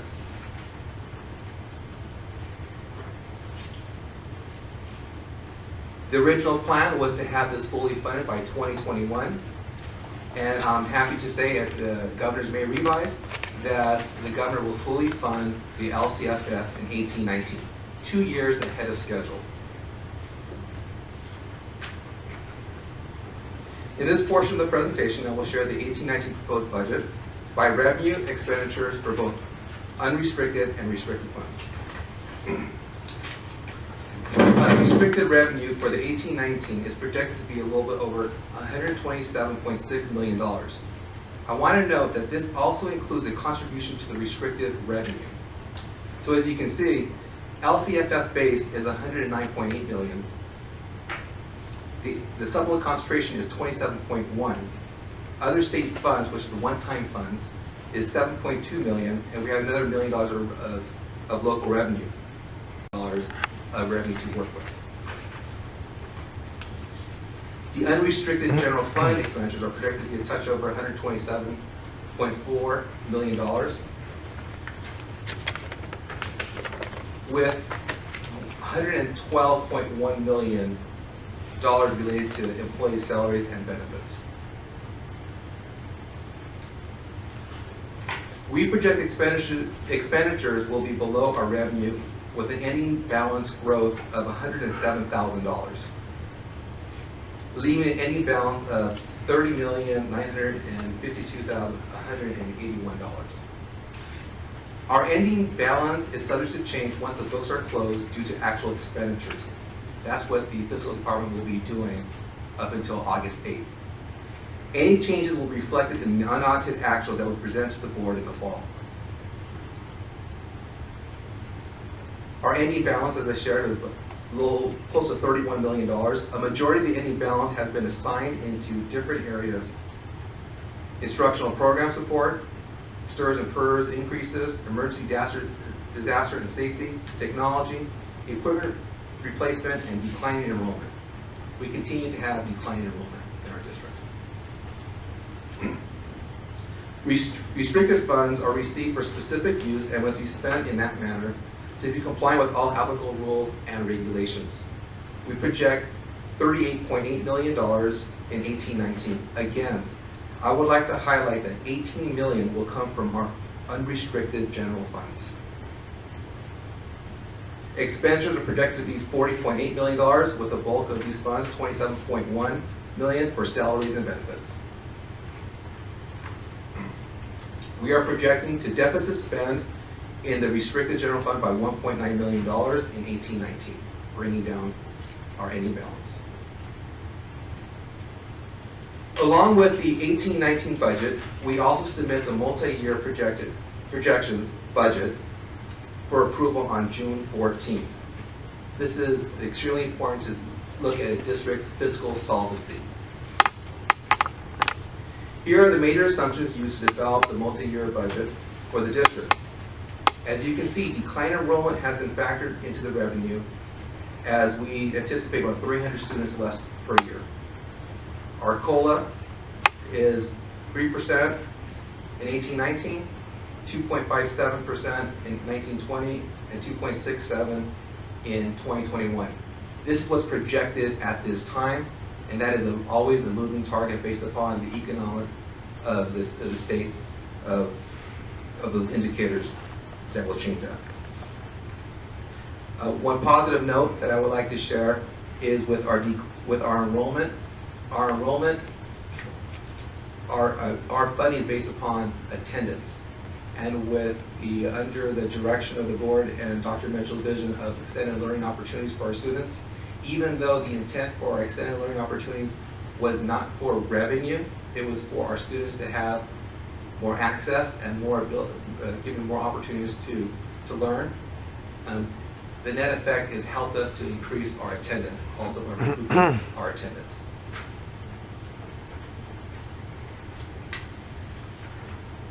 Also included in multi-year projections are future district contributions for both STIRS and PERS, which is one of the greatest liabilities all school districts are facing in the state.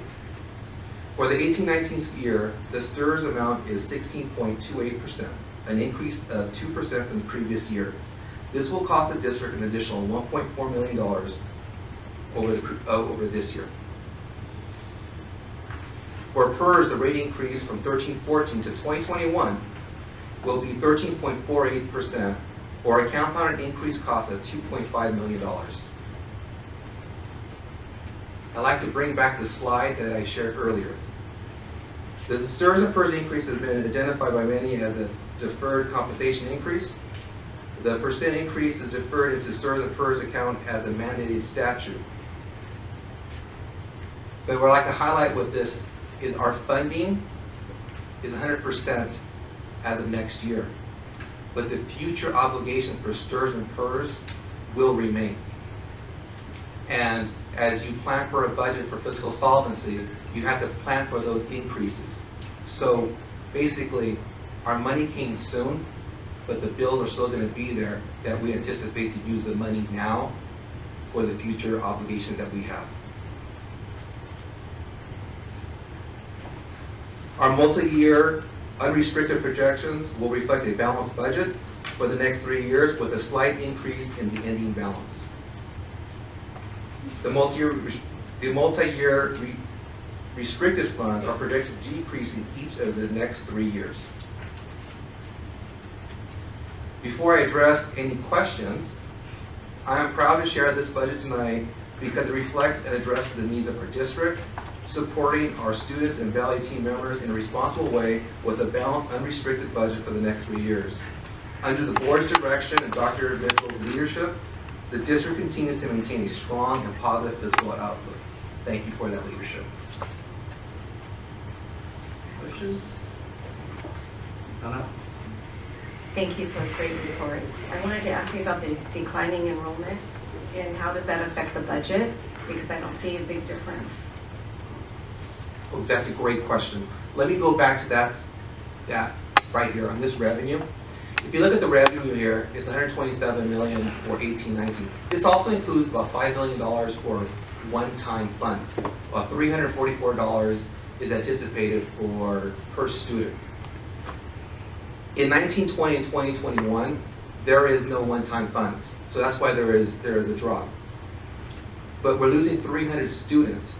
The COLA that is used, about 3%, is actually increasing that base every year by 3%. Now that we're 100% fully funded, you actually see if there was no COLA, then there would be a decrease of about $3 million. So what's keeping us flatlined is the actual COLA, the 3%, and it's offsetting the 300 kids that we're losing per year.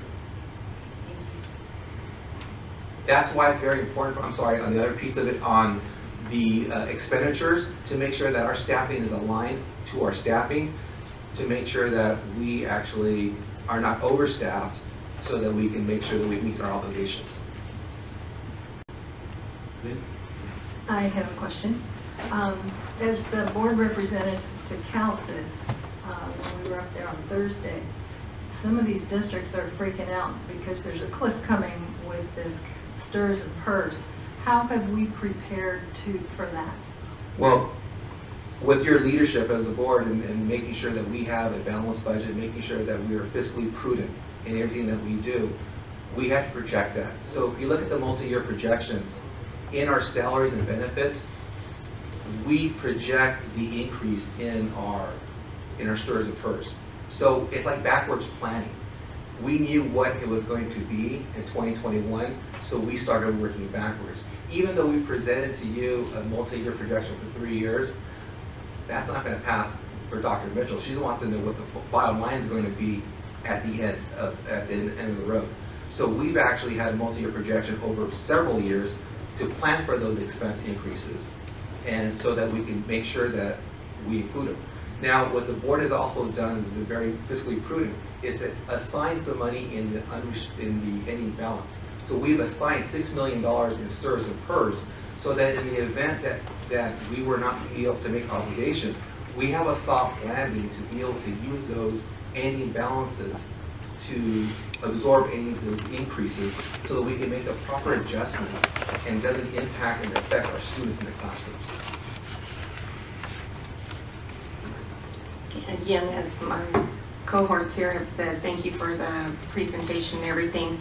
I also want to thank you for the fact that you and your staff are always willing to answer our questions outside of board meeting and give us additional information on things that we may not understand and may take way too long to explain in board meeting. So I appreciate that. Just one question. Has there been any additional talk about the reserve caps or anything like that? Because as we're looking, as Ms. Ebenkamp said, at this, PERS and STRS cliff coming, and, we're trying to make sure we keep money aside for a rainy day as well. I haven't heard a lot, but you would know better than me if the chatter's still going on. As we get fully funded, there's more chances that triggers, the triggers that have to be tested can be accomplished, so that they can impose the rainy day with the balance of having only 6%. I believe that if you listen to legislatures and you listen to different people, they don't really want that to happen, because they know that maybe that wasn't really the most wise thing. The governor has set aside over $1 billion to increase his rainy day fund in the state level, and then we can't do the same. So I think there's some reflection on that maybe that wasn't the most wisest thing to do, because we have had some really significant growth in the past 7 years. They are saying to us, be prepared for a recession, be prepared for that. And fortunately, because of your leadership, we're prepared for that in the event that was to happen. And I think the state, in some regards too, with the rainy day funds that the governor has done, is actually try to prepare themselves for a soft landing too, in the event something like that was to happen. So to answer your question, I think there's been more discussion right now on how to increase the base funding to help address some of the STRS and PERS liability issues.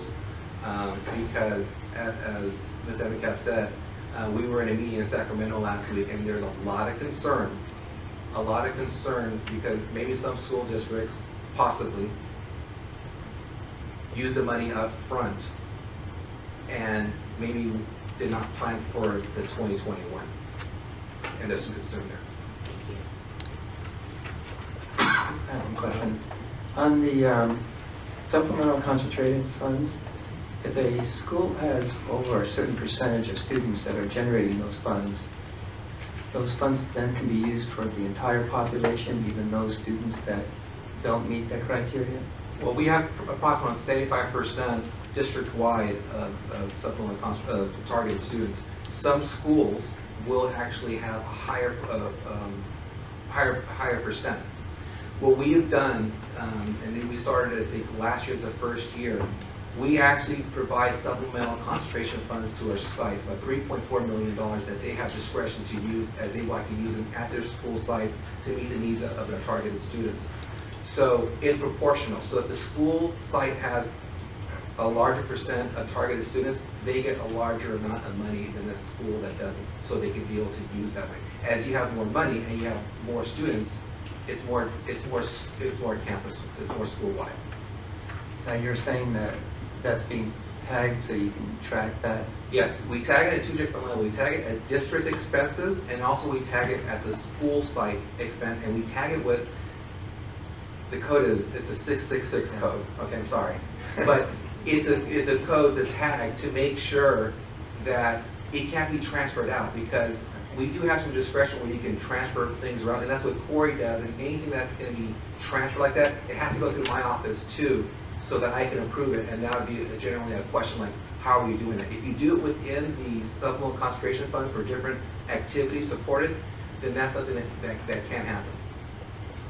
I think your question also not only is budget related, but also program related. Right. Brian, do you want to respond from a program perspective? Because really it is done in tandem. Sure. So as you mentioned, the primary purpose of the S&C funds are for the unduplicated students, low-income, foster youth, and English learner. And as Alex has mentioned, we have a very high percentage of those in our district. So the actions that we write are to serve those students. The state also recognizes, with such a high population of unduplicated, that it is okay to have actions that are directed towards all students, that may serve all students, but they must be principally directed, is the terminology, for those three subgroups. And so in the LCAP there, at the end of the section, in the LCAP, there is you received the draft, we're updating the section, where we will be providing a narrative explanation for how those actions that we are providing through S&C funds are principally directed towards English learners, low income, and foster youth, meaning this is why we believe and we know through research and evidence and what we've seen in the district that these actions are going to be serving these students. Example may be tutoring. So we use funds for all students to come, but we know through the fact that low-income students often don't have the same access to help at home that other students may have. So all students may come, but it's principally directed for those unduplicated students. So that will be part of the final draft that you receive next week. Thank you.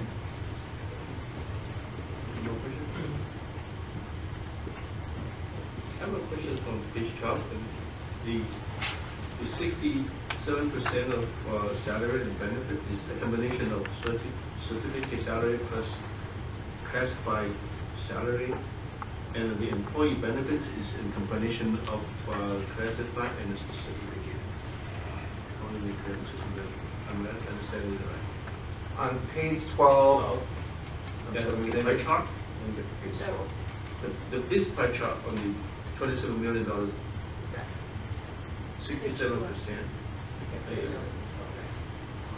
This is for the restricted side? Right. So yeah, all pie charts like that. And is 67% is the combination of the certificate salary plus classified salary, am I right? And also the employee benefits. Because on the right-hand side and on the table is $13.4 million for certificated, 6.9% on classified, and 6.7 million on employee salary. So together, they're about $27 million, or 67% of of the $40 million. So the employee benefits is the combined. It's combined. On the right-hand side in the table, it's more defined to illustrate the actual amount. But that is combined in employee benefits both for certificate and classified. Yeah. No, I'm thinking why you don't make three colors on the. I can do that at the next presentation, and I just wanted to capture the whole picture of all the, and on the right-hand side, it broke it down. That's a very good suggestion. Any more questions? Okay, thank you very much, and thank you very much. Any more? Okay. All right, so next report is the universal meal, and nutrition services will provide the report on the universal meal and administrative changes. Dr. Mitchell. Thank you very much. So we have our Director of Nutrition Services, Maria Davila, is here tonight to present to the board an update on universal meals, including updates in legislation. So there have been some changes in the law that require us to respond appropriately no later than September 1st. So Maria is going to share with us those details. There's no action on this item this evening either. This is information for the board. Good evening. I'm happy to be here once again representing the district's Nutrition Services Department. I've had the opportunity to present to the board on more than one occasion and have appreciated your support as we improve our services to students and their families and work to provide healthy, well-balanced, and tasty breakfasts, lunches, and snacks to students every school day. We continue to work in a positive direction and are thankful for the support we receive from district administration and the board.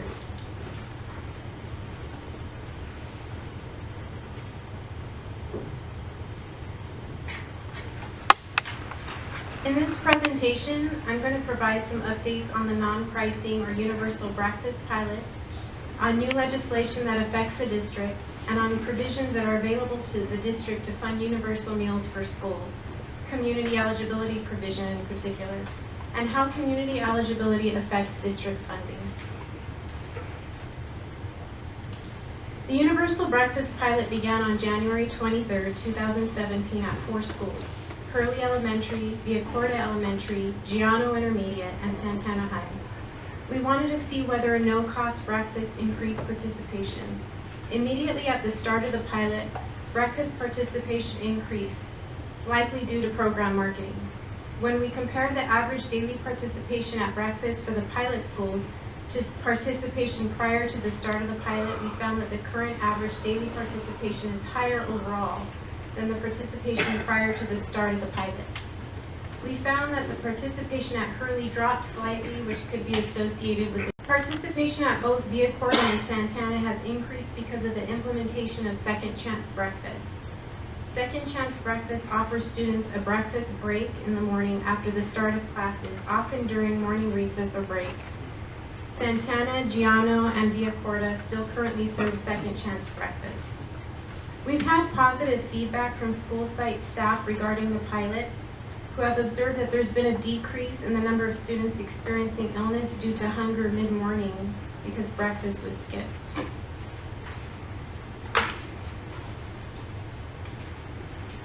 There's been some new legislation recently passed that affects school meal programs in school districts. Senate Bill 138 is the Universal Meal Service Bill and was signed into law on October 12, 2017. This law requires that on or before September 1st, 2018, schools that have an identified student percentage of 62.5% or above must apply to operate federal universal meal service provision and provide breakfast and lunch free of charge to all students attending those eligible schools. To clarify, identified students are students approved as directly certified through CalFresh, CalWorks, and FDPIR, as well as homeless students on the liaison list, Head Start students, pre-K, Even Start, migrant youth, runaways, and foster children certified through means other than through the school meal application. There are 7 eligible schools in Roland Unified School District that must begin the 18-19 school year under a provision in order to comply with SB 138. Senate Bill 250, also known as the No Shaming Act, was in effect on January 1st, 2018. This bill was developed to prevent the shaming of children who do not have the money to pay for a meal or whose family has unpaid meal debt. Efforts to collect unpaid meal debt must be directed at the parent or guardian, not the child. In looking at implementation of SB 138 and providing meals to our 7 eligible schools, we have 2 ways of looking at it. One way is for our 7 schools to participate in Provision 2. Provision 2 is an option for eligible schools participating in the National School Lunch and School Breakfast programs to reduce paperwork for families and for the district, and to offer meals at no charge to students attending these schools. This provision would require families of students attending these eligible schools to complete a meal application every 4th year of a Provision 2 cycle. Again, with this provision, there would be a reduction of paperwork and a reduced requirement on families who currently must complete the meal application annually in order to qualify for free or reduced price meals. With Provision 2, the difference between federal reimbursement for meals and meal costs must be paid using non-federal funds. In addition, the current methods of collecting the socioeconomic data of students for local control funding formula purposes would require modification, since meal applications would be collected every 4th year of the Provision 2 cycle at the eligible schools that participate. The second option is a community eligibility provision. CEP would allow our 7 eligible schools to provide free breakfast and lunch to students without the requirement of collecting and processing school meal applications for free and reduced price meals. With this option as well, the difference between federal reimbursement for meals and meal costs must be paid using non-federal funds. Similar to Provision 2, the current methods of collecting the socioeconomic data of students for the LCFF would require further modification, as meal applications would no longer be collected for the eligible schools that participate in CEP. When we compare Provision 2 and CEP, under either option, the district would be responsible for covering excess costs associated with providing meals to all students attending the eligible schools. The difference between these 2 provisions is that with Provision 2, we would need to collect meal applications every 4 years from students attending these schools. We would no longer need to collect meal applications from students attending the CEP eligible schools. When we connected with colleagues from local school districts in Southern California and conducted research on best practices throughout the U.S., we discovered that participation in CEP has increased and will continue to increase as a result of SB 138. We found that CEP is a powerful tool for eligible schools with a large population of families in need. Since the program became available nationwide in the 14-15 school year, community eligibility has continued to expand year over year as more schools learn about its many benefits. One of the main attractions of community eligibility is that eligible schools that participate no longer collect meal applications. Eliminating applications reduces the administrative requirements associated with meal applications and reduces paperwork for parents struggling to put food on the table. In addition, with implementation of the No Shaming Act, there has been a marked increase in the amount of unpaid meal debt. Districts are concerned that as a result of the No Shaming Act, there may be less of an incentive for families to complete a meal application, which will ultimately affect the LCFF and district funding and will cause further increases in unpaid meal debt, which must be paid for using non-federal funds at the end of every school year. This outcome would place a financial burden on the district. We have seen that eligible schools in other districts have participated in Provision 2, and they've begun to move away from this option because of the challenges experienced with having to collect meal applications every 4 years. CEP doesn't require the collection of meal applications from students attending eligible schools at any time during the cycle. The preferred option for our 7 eligible schools is CEP. With anything new, there will be a learning curve and some possible challenges. If we move to expand the provision to beyond our 7 eligible schools, this would present a greater risk for the general fund, as we would see participation increase and a possibility that federal reimbursement would not offset the cost of providing meals to all students. It is anticipated that if there is a gradual approach to implementation and a selection of only the eligible schools to participate, There would be no risk to the general fund, as the increase in meal participation would result in an increase in federal reimbursement, which would then cover the cost to provide meals to reduced price and paid eligibility students at no charge. The decision to participate in any provision, including community eligibility for our eligible schools, will require that the district modify current methods of collecting student socioeconomic data necessary for funding from these schools. Currently, the district utilizes the data from meal application. The state requires this data to determine state education funding allocations, where the amount per student is weighted based on the percentage of free and reduced price eligible students in the district. Additionally, there are individual benefits for children who are approved for free or reduced price meals, such as transportation and fee waivers for testing. For the 7 eligible schools, alternative data sources are available to meet these needs, and many school districts who have already implemented community eligibility at schools that qualify are utilizing alternative data sources.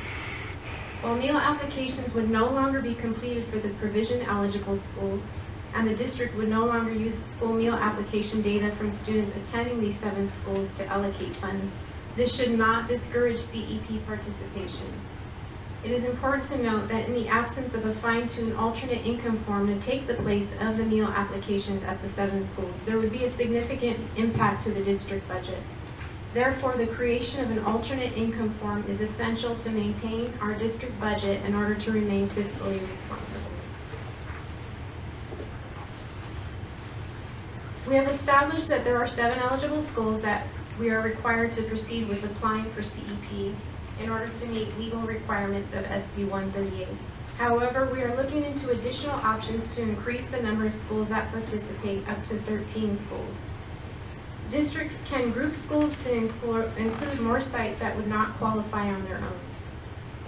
We found that as we increase the number of schools participating in CEP past the 7 eligible schools, this would present some risk to the district. As we worked with grouping schools, we found that combining our eligible schools with other schools to create groups presented a risk to the general fund due to the decrease in reimbursement. Further, even with grouping schools, we found that not all schools would be eligible to participate.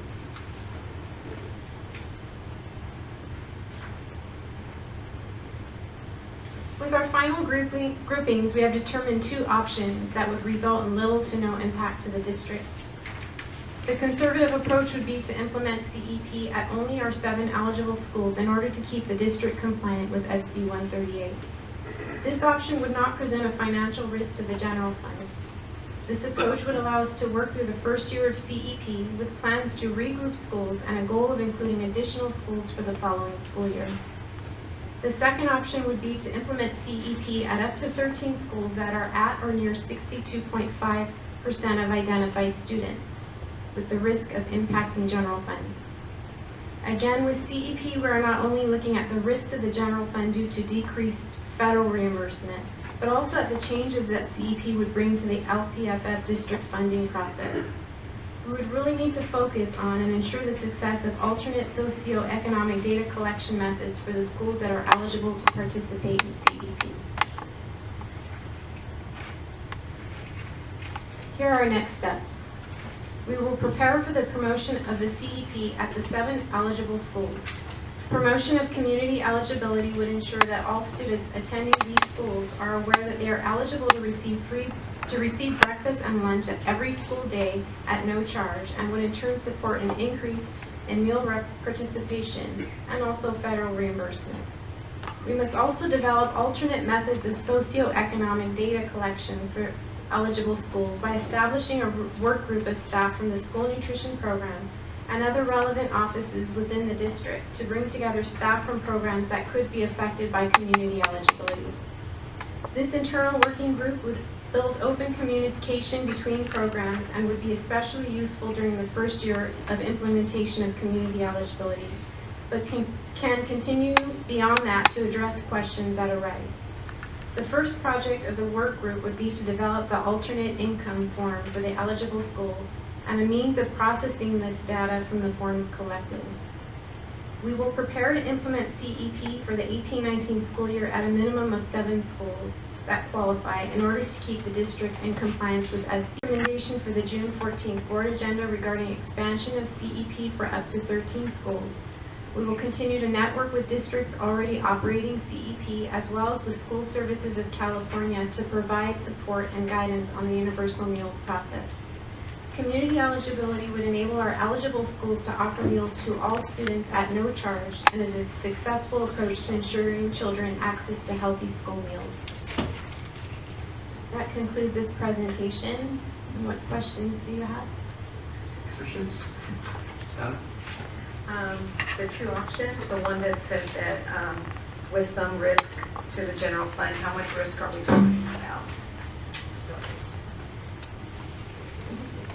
So at this point, we do not have that number. That's why we didn't bring a recommendation to the board. There are multiple calculations that we've done, and there's two things that we need to consider that Maria Davila has shared with you this evening. One is the obvious impact, which would be the financial amount for simply the meals. But the other is that development of that alternative income form, that if up to 13 schools of our 19 were no longer collecting lunch application, it has a potential of a significant impact on our district general budget, because our eligibility or the income in our supplementary concentration comes from one of those components for low income comes from those lunch applications. And so it's kind of a double-edged sword. And so if the board were asking for a recommendation from us this evening, which you are not, but I would share that we would need to take, I would recommend the most conservative approach, which would be 7 schools. But we would like to spend the next few days developing to see if there is a way to expand it, because I do think that there's an opportunity for need. But at this point, those who have shared their expert opinions in some of that networking that Ray has shared has advised us to potentially go with a conservative approach. She asked my question, and Ms. Ebenkamp's going to ask the next one. Okay. Maybe I missed part of what you said, Dr. Mitchell, but then part of it will also be staff to do all the work, because she mentioned you'll need workers to do certain processing. So currently, with the processing of the applications, Nutrition Services has the staff. That's something that they do regularly. Because it's also, that would need to be a conversation about would that same staff continue to do alternative income form processing, or would it shift? And so would it change staffing levels out of Nutrition Services into another department? So there are a lot of other things to consider at this particular time, particularly if we were to go to greater than half of our schools. And then that 62.5% threshold, the way you're able to group more schools into it is you might have a school that's 90% and a school that's 50%. So you can put those together and they would take them above the 62.5, is that correct? Yes, it takes into consideration, or in the calculation, is the number of identified students over enrollment. So both of those numbers, we tried the grouping, so it's not only, it's strange, it's not only the percentage of it's not only that individual student percentage, but it's also based on enrollment. So it's kind of weird because it doesn't average out those percentages, but you could possibly group a higher percentage school with a lower one, and it would bring down that percentage. I know we all want to help students that need it, and I've said this before, but I want to give kids a leg up. I don't want to start another government program in our school district. And so, you know, the 62% sounds fair. You know, that's reasonable, because I think originally CEP, when it started, it was like 40%, maybe the 40% level, so they did increase that. But I'd like to have some of the answers to the questions about what will the additional cost to the district be. And yeah. That information, we will be preparing our recommendation and presenting it to the board at the June 14th meeting. So as Maria has shared, we're legally required to provide, to be in compliance with Senate Bill 138 to our 7 schools that are at or above 62.5%. and whether we are looking at options to be able to potentially expand those 7, but we will certainly be offering it to 7 schools at a minimum for the next school year. You know, it's interesting. We just had that report prior to this, the LCAP, with when we talked about supplemental concentration funds, and I brought up goal 1, which was learning for all students. And it's pretty difficult for a student to learn when he's hungry or when he's not feeling well because there's enough food in his stomach. And to artificially say 62%, they need to get food. If they're under 62, they don't need to get food. I just can't support that at all. The other thing is, if you look at these dates, March 2016, Hurley was at 99, and then March 2018, they're at 82. You mentioned declining enrollment. Well, between the 16 and 18 years, 2016, 2018, the political climate has changed quite a bit in this country. For families to fill out federal forms that they have to fill out now in order to participate, knowing that they're eating food that's paid with federal money, there's a high likelihood, I would hazard a guess, that they would be afraid to fill that form out nowadays, not knowing what the consequences were. I mean, look at the Dreamers, what happened to them. They faithfully filled out their forms every year, and look what's happening to them. And I would feel that part of this decline might be a result of that, the fear of filling out a federal form and taking federally funded money for food. When you mentioned 13 schools, is that all school levels, high school, intermediate, and elementary, or just elementary? It was that grouping. There were different groupings of 13 schools. So one grouping that gave us some better results included high school, some elementary, and intermediate schools. So it's a kind of combination. Because I would think that at a minimum we should do all elementary schools. I mean, these are when kids are growing, they're developing, and having a balanced diet is so important to them, and they're going to get their basis, you know, as far as learning and during those early years. And I feel we have a social responsibility, and I don't see it as a social program. I see it as an educational program to get those kids fed so they can learn, at least in the elementary schools. If we can't do it, then I would say check with our neighboring school district who is doing it right now and find out how they can do it so we can do it also. Thank you. Mr. Malcolm, there's 2 points that I just want to clarify for the board as a whole, and that you brought up some very valid points. I wanted to make sure that the board knows that the 62.5% is not a district-created number. That is a state law. So, we didn't. I just wanted to clarify because I didn't know if we had done that well. So, and sometimes it's a mystery as to how figures, who decided 62.5% is the threshold, but that is what we are expected to follow. The other thing that I wanted to recognize is that when we had done the universal breakfast pilot, it no longer required people to do forms. Everyone was able to eat. So like you had pointed out the example to Hurley, and we are looking at what's the impact to the climate, and there has absolutely been a change in the climate. So I do think that probably that dip in Hurley is probably related more to enrollment than it is to the forms, because in that particular case, forms were not required.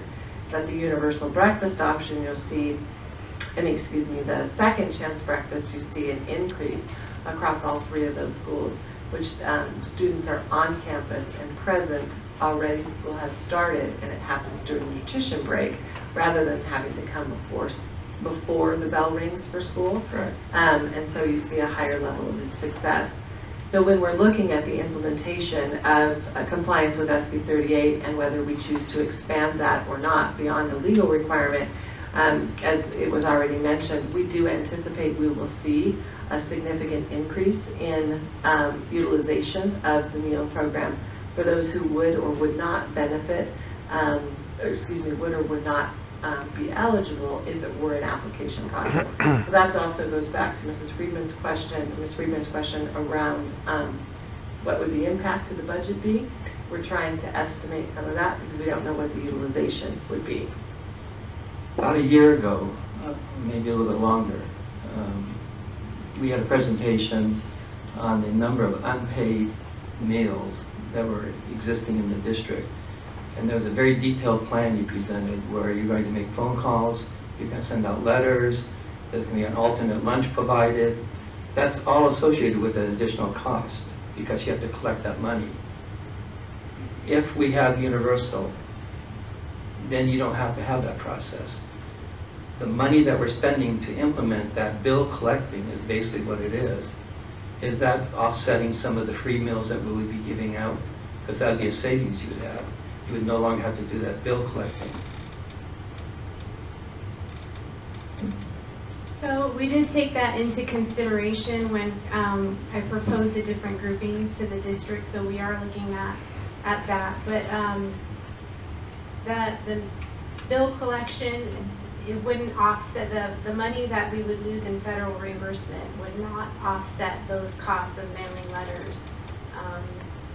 Yeah, we would lose a significant amount in reimbursement implementing past 13 schools, above 13 schools. Yeah, but you had also phone calls to the parents, so you have staff making phone calls.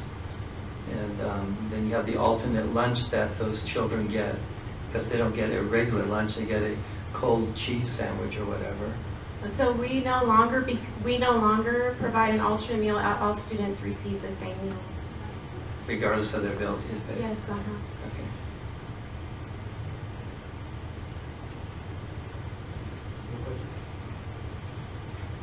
And I think the important factor too is not only the impact that would, as you mentioned, to the reimbursed meals from the general budget regarding our LCFF, which is the presentation that Alex just did, and because so much of that is relying on the current practice with lunch applications.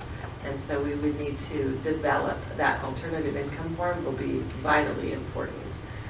And that's part of what the team has been looking at with what other districts are currently using, because we know we're going to need that at least for 7 schools. Any more questions? All right, thank you, Maria.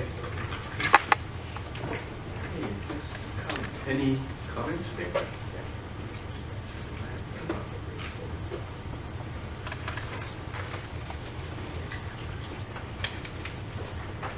Okay, public comments, remarks are limited to 3 minutes, and as extended further or limited to by the board. A maximum of 20 minutes, unless extended by the board. Discuss. Ordinary board member will not respond to presentations, and no action can be taken. However, the board may be given direction to the staff following the presentation. So the first is Roy Humphrey, please.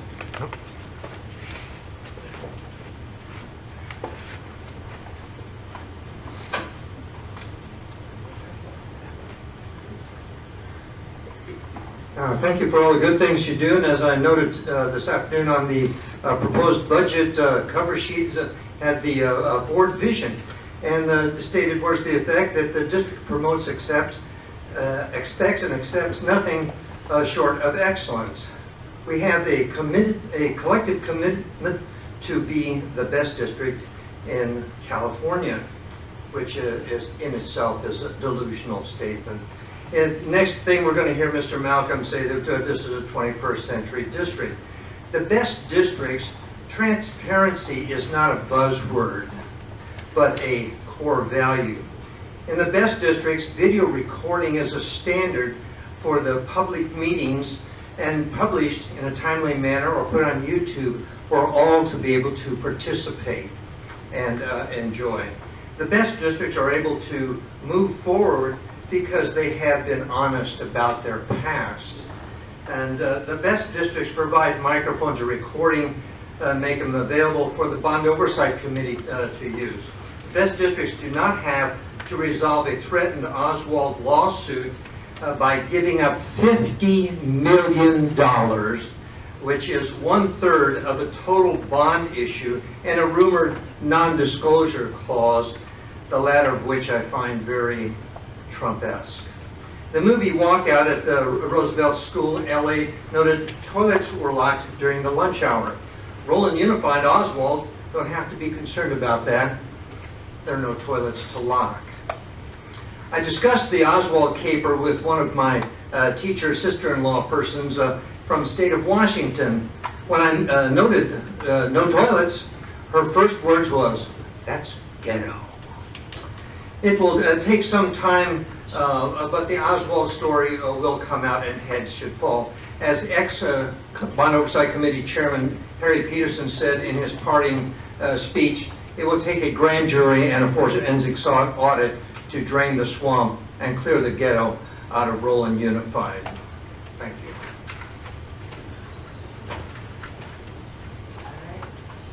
So next is Miguel Carrero.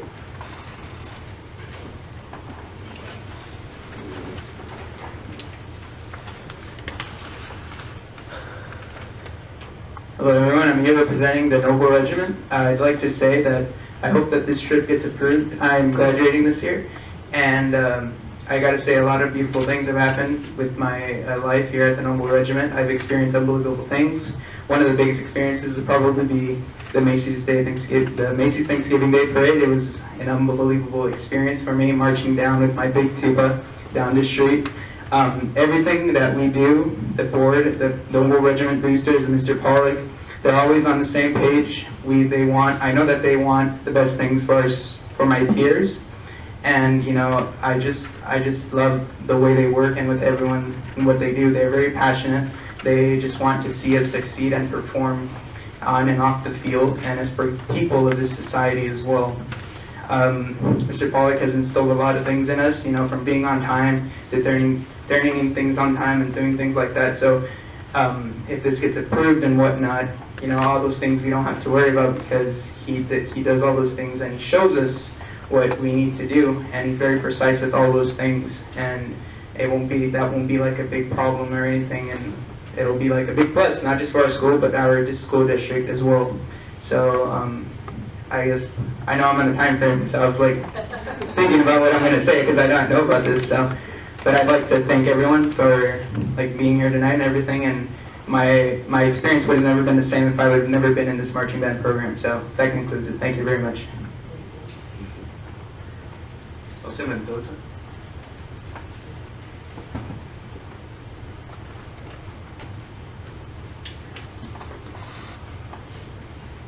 So good morning, good evening everyone. I am on behalf of the Noble Regiment. I hope that the WBA and the London trip does get approved, because my experience in the Noble Regiment would have never been the same if my freshman year I couldn't go to the WBA. I know I had the option to going to the Mexican Day Parade, but seeing my peers out there really changed my perspective of music, and being able to perform in such high levels and high standards is truly an amazing thing, because I come back from a background where my family didn't have opportunity to do this, but me knowing that my district does have the opportunity to give me this opportunity is an amazing thing, not only for me, but for all the peers that I have.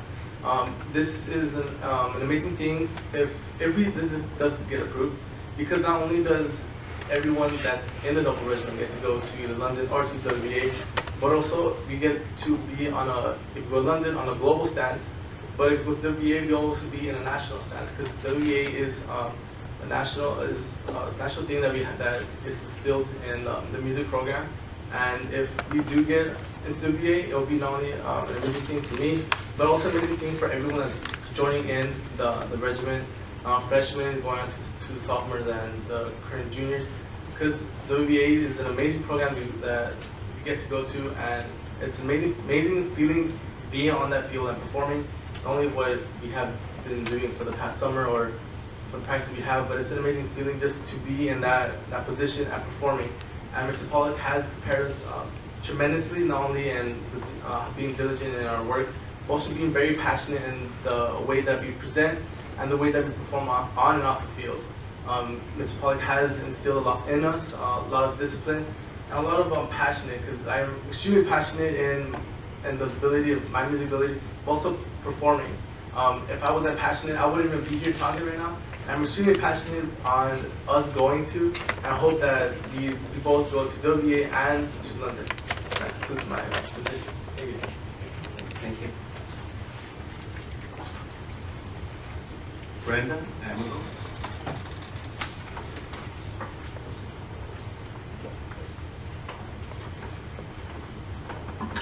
Good evening, everybody. Well, I'm just a mom, and I don't have anything prepared. I didn't know I was going to be behind the mic, so I'm just going to speak to you from my heart as a mom. And I want to ask you for the approval of this van to take this opportunity to go to London. Speaking for myself, and I believe I speak for most of the vans, we don't have other means to send our kids over to such a trip.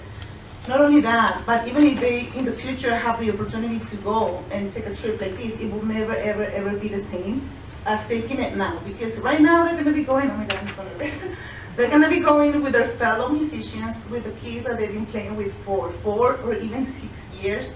And the experience they're going to have is going to be amazing, and they will not have this experience even if they go later on their life.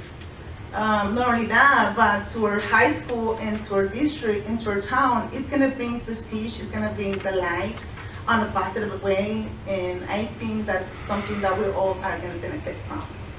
So I guess that's pretty much it. I hope you guys listen to these kids. They're here and exposing and opening their hearts to you. And thank you very much. Kaden, Cabrina.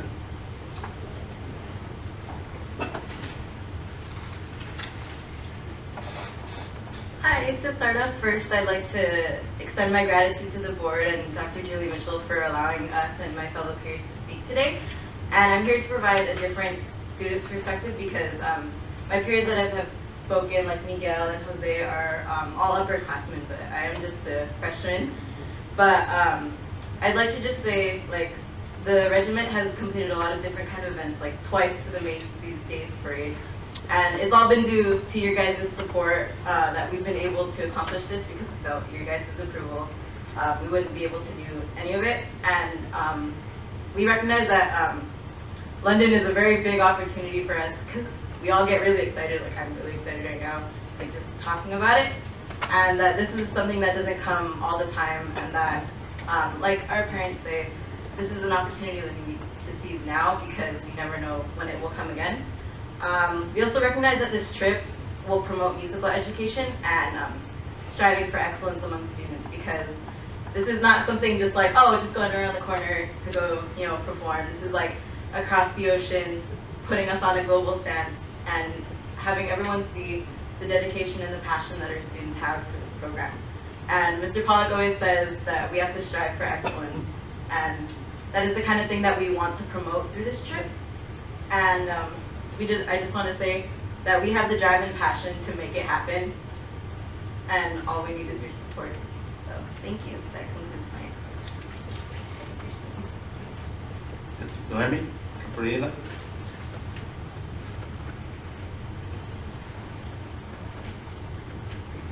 Good evening, everyone, the superintendent and the board. Thank you for allowing us to speak. As I'm standing in front of you as the president booster of this club, the existing and then the continuing booster parent for the coming year. So I'm here tonight hoping for a positive attitude from all of you regarding the approval for these trips that we have for our kids. These trips would give our students the opportunity to showcase their competitive talents to their performance and participation to these London trips and WPA. It will be an experience of a lifetime for all our students. And it also promotes the music educational program, not only here, but abroad. So their excellence performance, and we could see the performance, I think board are already aware for their winning streaks all throughout, you know, those years. So I'm here to support them and hoping for a positive results tonight. So thank you. Ms. Andrew Salazar.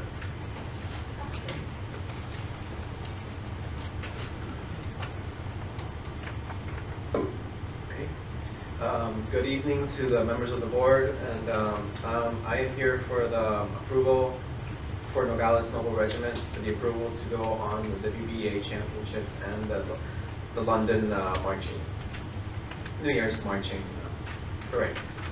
To start off, I just wanted to say my experiences with the band has been excellent. I'm a junior, but I've been with the program for all, being a senior, and all of our other fellow incoming freshmen and teaching them. It's a very great program for learning new skills you can use in life. But in order to get to continue this program, we have to build interest. And what I feel is that going on these big trips will continue to give interest towards this program, which is very excellent. And yeah, that concludes my statement.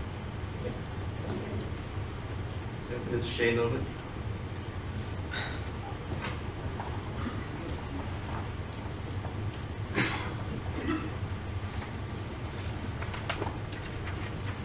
Good evening, Board. I'm going to be honest, I actually was not planning on giving a speech tonight. I was going to save my end-of-the-year comments for the June 14th meeting. But in watching the debate that this Board had on the nutrition services, as a government teacher, I was excited. I just want to say that. Like, that was democracy in action. And I just think of the school board that we have in front of us right now, and I am extremely proud of this group. I was not planning on announcing this right now, but I can't think of a better time. I just want to say that our teachers are proudly going to be supporting our 3 incumbent school board candidates, Ms. Ebenkamp, Ms. Pride, and Mr. Chen, that are running for re-election. And this school district is headed in the right direction, and we need to continue on that path. So thank you. As a government teacher, that was fascinating to watch. Thank you. Okay. So. Just want to respond to the students that spoke, and I know our board is not able to make a response, but we really, I believe I can speak on behalf of the board. Thank you for coming out to the parents and the students in the community to share your input. The item regarding the London trip is on the board agenda. It was pulled from consent so that the board can have a discussion about it, because I think that they are interested in having a conversation and learning more. And so after, you are welcome to stay through the duration of the meeting, and so that you can hear that discussion. If you're unable to stay, I will be communicating with the school tomorrow regarding the board's direction. Okay, next, public hearing. The purpose of the public hearing is to provide members of the public opportunity to aware and comment on the item. So the first item is the public hearing is to receive the public input regarding annual update to the LCAP. The public hearing is open at 8:47.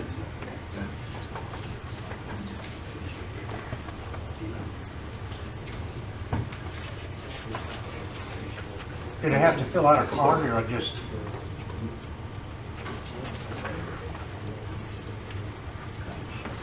Please come forward and listen about this topic.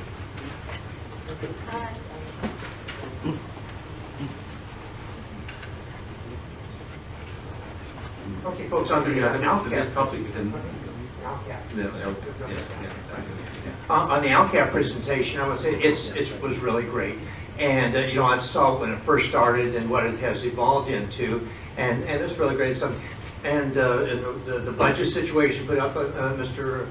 Flores, so forth, really great, and the graphics and so forth. But what's the downside of it is, and that is, the rest of the district will not have the opportunity to see or enjoy any of it because of your constant refusal to video record. And to the point of, you were talking about the band situation. Hey, they could see it all tomorrow on YouTube. This is our topic. This is the LCAP. It's not a problem. Okay, the hearing closed on 8:49.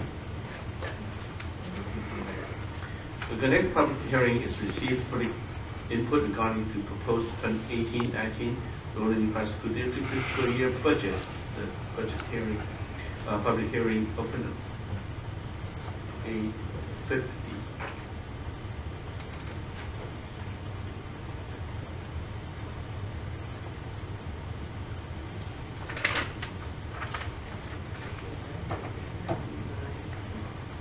Okay, the hearing closed at 8:51. Okay, next discussion item on the agenda, and the first item 7A. Can I have a motion And the second, approve the annexation of the 10 existing street lights and oppose the installation of any new additional street lights pending a revised plan from Los Angeles County that meets the approval and expectations of the local residents. Donna? Second. Evelina, second. Discussion. I don't think we want to group those both into one motion.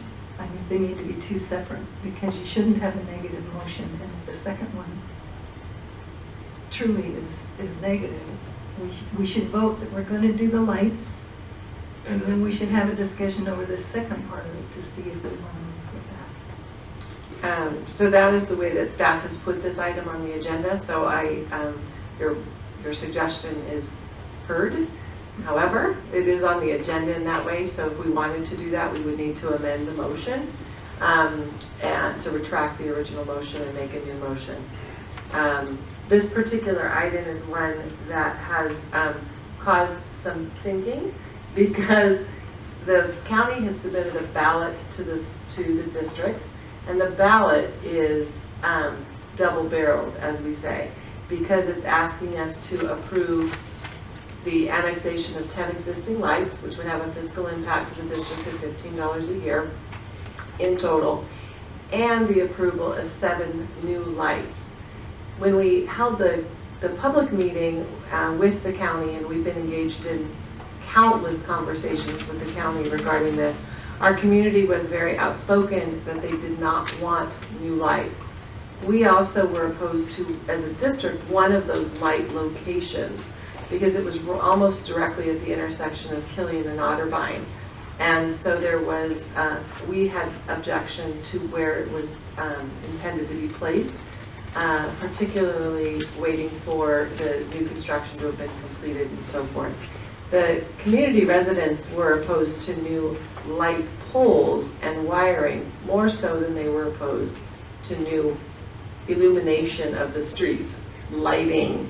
And the county, I've gone back and forth with the county, and the county does require that we submit a yes or no vote on that double-barreled question. And so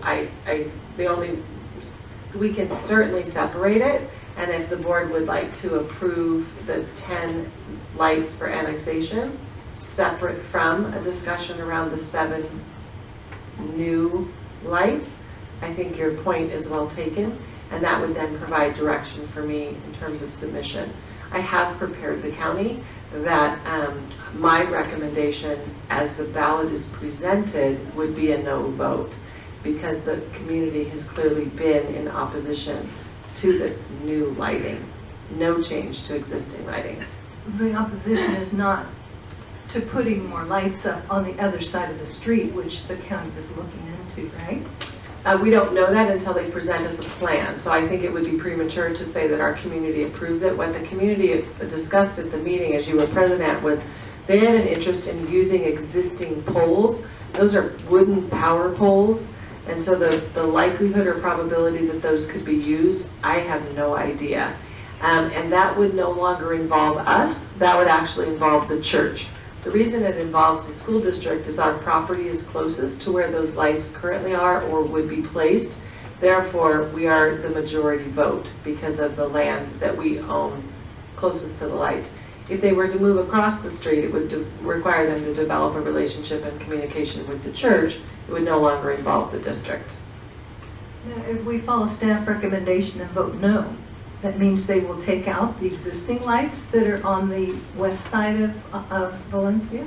That is a comment that they have made. Yeah. However, that is why I selected the wording, where I see the error in my choice at this point, but selected the wording in this item because the intent would be that if they require a return of the ballot would be marked no. However, it would be accompanied by a letter and our board minutes from tonight's meeting that would, on this item that says the board is in approval of the annexation of the 10 existing lights and the fiscal responsibility, and that we are opposed to the removal of those 10 lights. in the multiple conversations, there's only one member from the county that keeps sharing that they would take the lights out. Other people have given me a different opinion. But I do think we can accept responsibility for those 10 lights separate from the discussion around the new lighting. I just think it would make it much clearer to have two motions. I think your point is well taken. And not even have a second motion, or the second one, we want to defer to the county to do further studies to see, how we can put more lights in if that's possible. I would respectfully request a no vote if that were the case on the new lighting, which would then give me clear direction on how to vote on that ballot, rather than a table of those 7 new lights.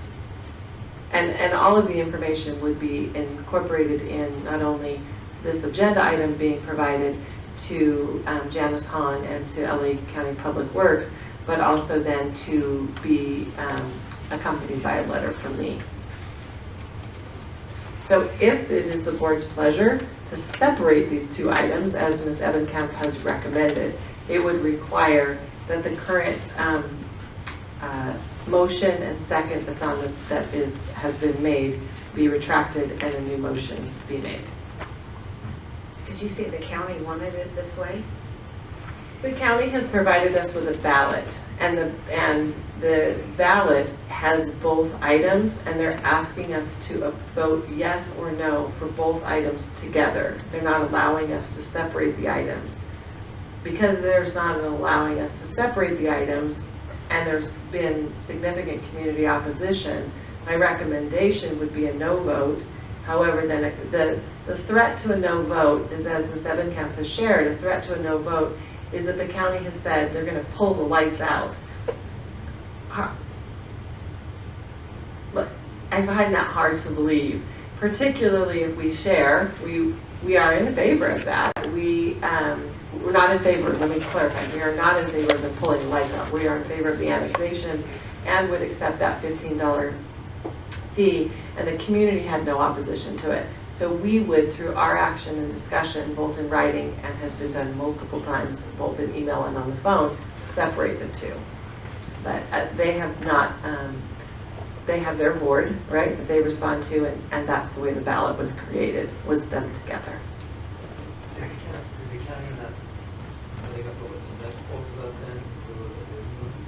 Well, the proposal was a standard cement pole with a standard LED or light fixture with wiring that would stay along the same side of the street, which was the north side of Valencia. And so the wiring would go from pole to pole to pole, daisy chaining those 7 lights together. And that was what the community was opposed to, new poles and new wiring. What the community was interested in seeing was that across the street, on the south side of Valencia, where the church is located, there are existing wooden power poles. And there is one of those power poles that does have a light fixture on it. And so they were using that as an example if we wanted to expand lighting, because it is very dark on that side of Valencia as well as Alexdale, that they use existing poles. And that does require they go back and really start over. Right. I just know from past experience on trying to even put a shuttle sign on a wooden pole. It varies on who owns the pole and who they allow to use their poles and a lot of other issues. It's not just a simple thing of hanging a light on it. But even if they use the wooden poles, they're still going to have to daisy chain the lights with the wires. So the wires would still be there. There are already existing power lines and power wires that are there. Again, I can only share what I heard from community members, and that was their request at the meeting, was for the county to go back and to review options that would allow lighting without additional poles. And they're not willing to do that until we cast a vote on this? This process has been in process for 3 years. So I think that they're willing to do it, but they are waiting for this process to come to a close before they will embark upon a new one. That's what I understand to be the case. And so a yes vote would be, the community would be happy with that. So on this, Written here. on this recommended motion, if the board accepted the recommended motion, which is the approval of the existing streetlights being annexed, and an opposition to the installation of any new or additional streetlights, this is, the community had no opposition to who paid for the lights that are currently there. They did have opposition. So this meets the interest of our community. But Ms. Ebenkamp's recommendation is that we separate the two.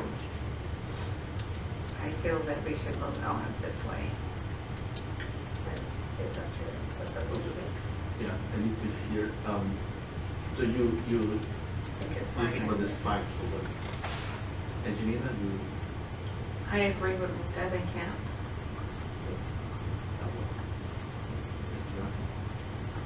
I would agree that it'd be best to separate it out, because I would hate to lose all of it. Not going to be involved by me. They have the 10 existing streetlights. What do you mean? Well, The problem was those 10 are not in the community. we would lose the additional. Like, Okay, then we need to withdraw the. I withdraw my motion. I withdraw my Withdraw the second.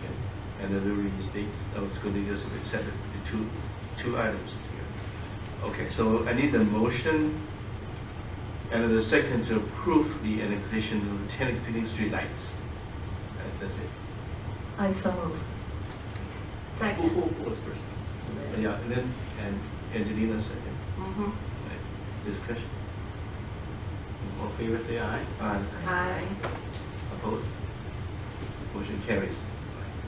And the second one is, need the motion and the second to oppose the installation of any new additional streetlight pending a revised plan from Los Angeles County that meets the approval and expectation of the local resident.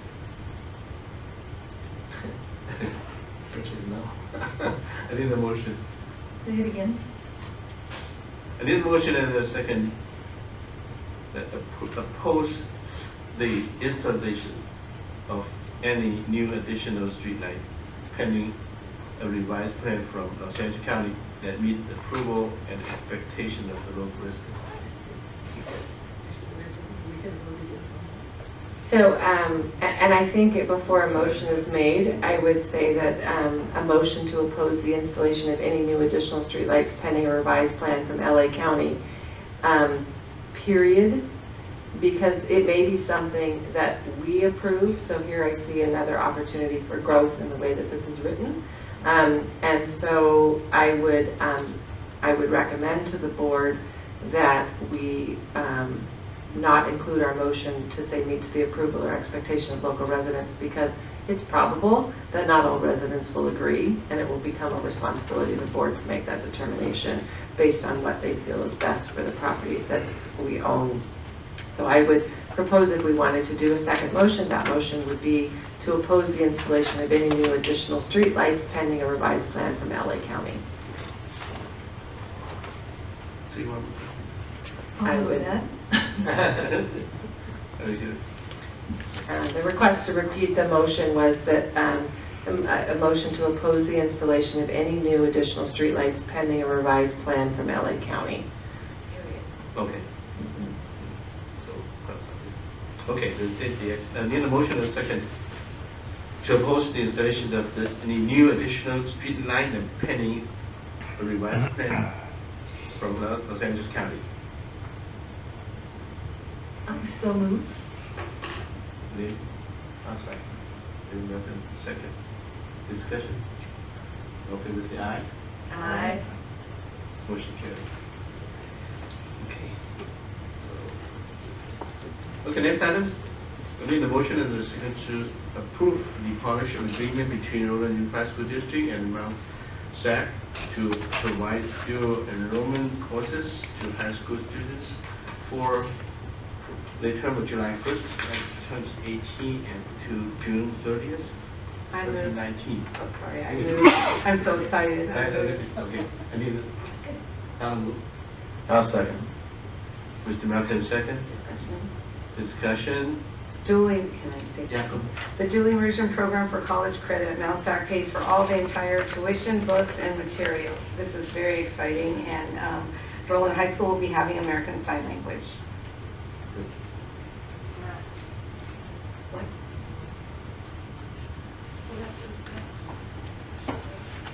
Dual enrollment? Dual enrollment, sorry. Dual oh my gosh, dual enrollment program for college credit. Thank you, Angie. Anyone? Okay. And courses will be kept only if minimum enrollment is met. So I've asked Gina Ward to also, after this item is taken, to do another push for promotion, because currently the program that you're very interested in has extremely low enrollment and is in jeopardy of potentially being canceled. And so we want to push it to see if we can increase enrollment. We also have a course at Nogales High School, and it's history of music, but that's actually second semester, and I can't remember the first semester one. Okay, sorry. If they take the sign language? Motion. Okay, we say aye. Recuse. Recuse. Opposed? Okay, motion carried. One recuse.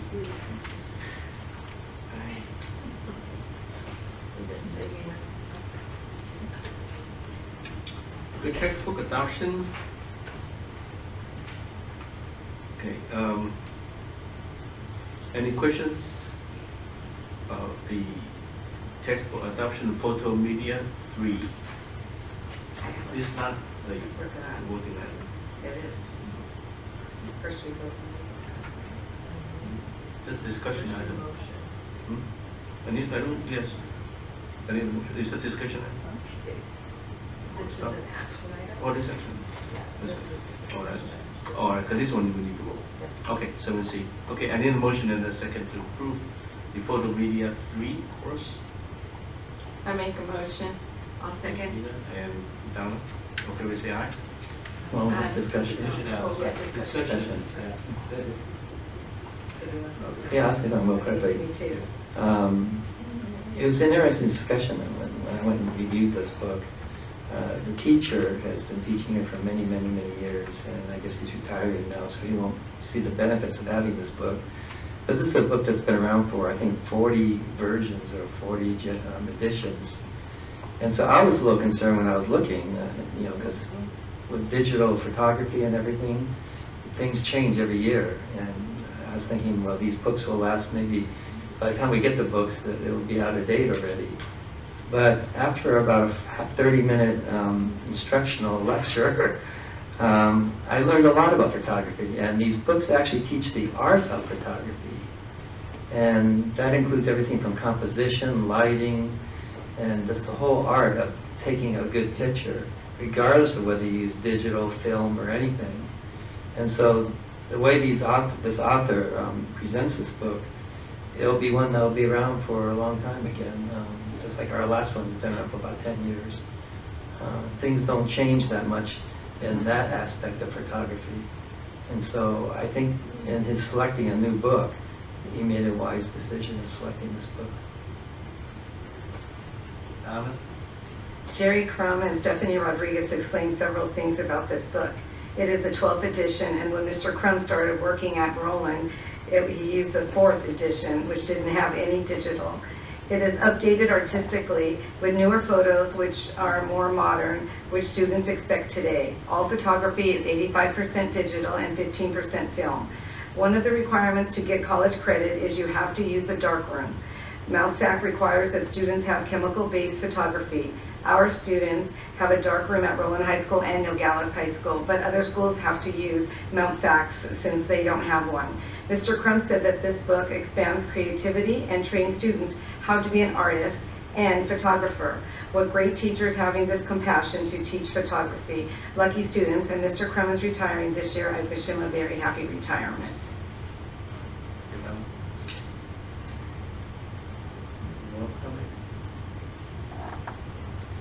same feeling as David, and we spent 30 minutes with Jerry and learned a lot from him. And the next day I thought he'd retire. He's retiring and he won't be able to teach anymore in the district, and he taught for 27 years here. So I do think the experienced and dedicated teacher retiring is the loss of the school district, and we need to hire good teacher to replace the good teacher, like Jerry. So yeah, it's very good for him, but it's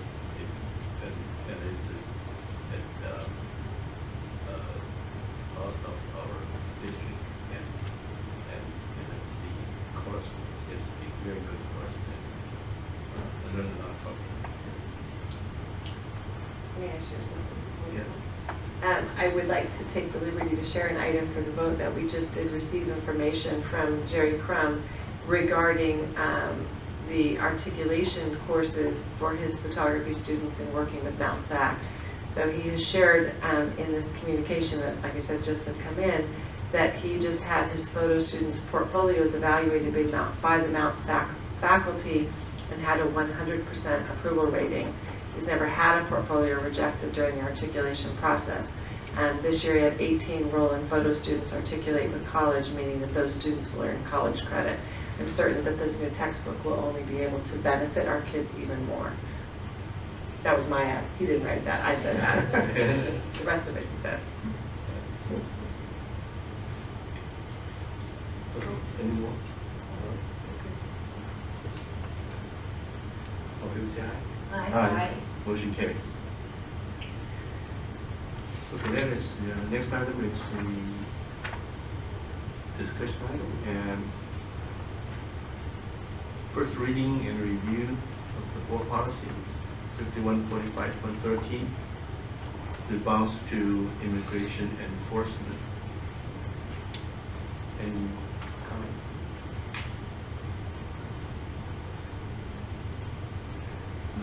I won't touch that. Okay, so that's. It doesn't really change the law that's already in our books. It's just bringing it up to date to. Okay. Any Let's move to the next item, the first reading and the review of revised board policy C-22, student and family privacy rights. Any question or discussion? Let's move to the next item. First reading and review of the revised board policy 0410, non-discrimination in district programs and activities. Any questions or discussion? Let's move next item. The first reading and review of the revised board policy 5125, student records. Any questions? Next item, first reading and review of the revised board policy 5111, admission. Questions? Discussion? Next item.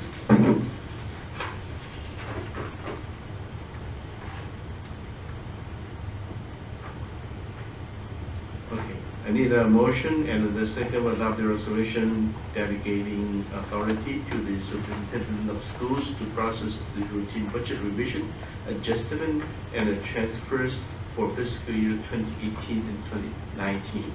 I move. Second. Angelina, second. Discussion? I checked with Dr. Mitchell, and this is what happens at other school districts also, the amount that's able to be transferred. Any other questions? Discussion? Favor say aye. Aye. Motion carries. The next item is in a motion and the second of appoint Gerard Captain Castelline, Gerard Castelline, Senior Citizen Organization of CBOC, the Senior Citizen Organization Community, member of the 2-year term in compliance with the CBOC bylaws. And the motion. Second. Angelina, second. Discussion. All in favor say aye. Aye. Opposed? Motion carries. No, I recuse myself. No, I'm sorry. I nominated him, so I recuse myself. Yes. So 4 and 1 recused. Motion carries. I need a motion and a second. Yvette Romo, community member of the CBOC, community member of the 2 years term in compliance with the CBOC bylaw. I make a motion. Angelina, motion. I'll second. Need second. Discussion. All in favor say aye. Aye. Motion carries. And next, I need a motion and a second to receive the acceptance of annual Puente Hills Special Education Local Plan Area SEPA Agreed Upon Procedure Report. Take a motion. I need a motion. John? Second. Angelina, second. Discussion. I do, yes, so we have a representative from Nigel and Nigil that's here to be able to share with the board about this report. So if you could please come to the mic at this point, and I apologize, I left your information so you can introduce yourself. That would be absolutely great. And then share with the board about the report. Good evening, everyone. My name is Peter Glenn. I'm a representative of Nigil and Nigil. It's good to be here and to briefly go over the report tonight, which is an agreed upon procedures. Usually when we come up here to the podium and speak to you, it's about an audit.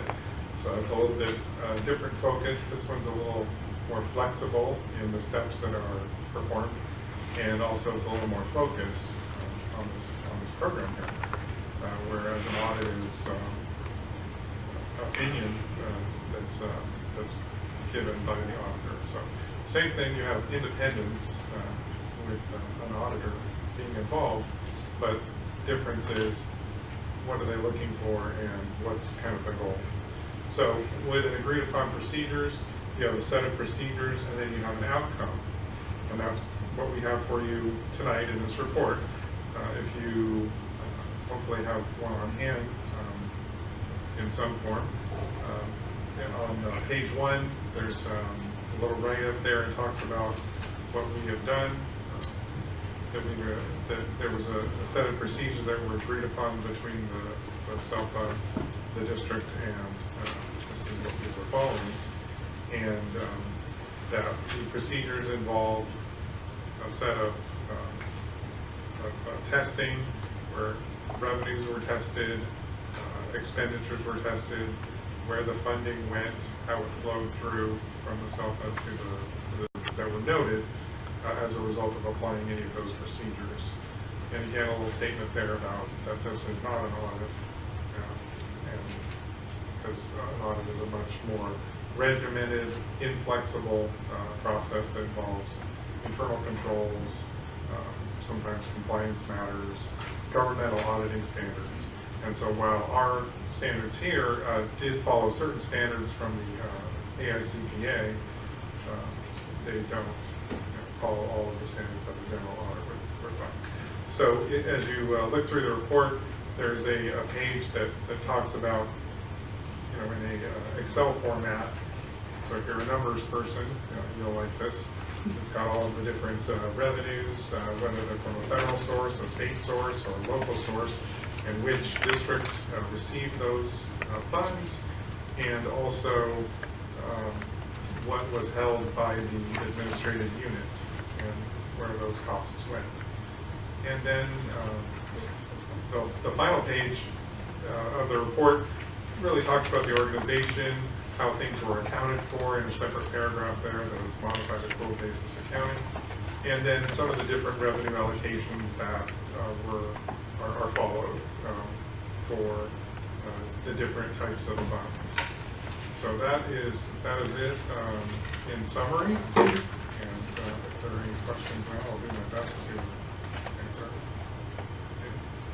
I have a question. When you do this kind of monitoring, just a report, do you have to go to both both districts, or do you just stay here because we're the administrative units? Typically, yes, it would just be the administrative unit. It is of interest, maybe, that we do audit San Luis Puente as well, so we do go there as a matter of them.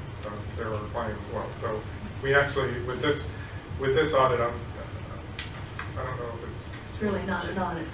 it's not an audit, but we've actually done an audit because we've done the steps with both entities, and we audit your district, and we also audit San Luis Puente. So it's, I know it sounds like it's coming out of I'm saying two different things up here, but I couldn't remember last year's how detailed it was, and I looked at this and I thought, well, this can't be it. I thought it was going to be an audit. But my question is, I did look at the last 2 years, and in 16 at the end, it said that there were no findings or comments, but it did not say that. It didn't say anything about that in 17 or this year. Is that customary? Well, the only thing I can say is that this one did mention in the initial page that there were no exceptions found. So I would take that along with the same result.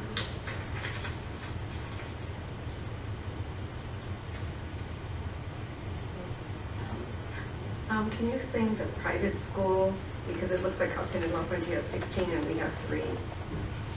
What does that mean? That it comes out of the self-book, even though it's private school itself? Is it part of San Luis Puente Unified? I'm looking at the second line. I mean, not the second, the second line. Where it says local assistant, private school. Where it says 16 in enrollment. Yes. And we have 3. They're a pretty big school district. Huh? Pretty big Yeah, school. They're bigger than we are. Yeah, my understanding is that would be the enrollment for the program at each district. It's the number of special education students each district has enrolled in a private school, which we're required to provide service to.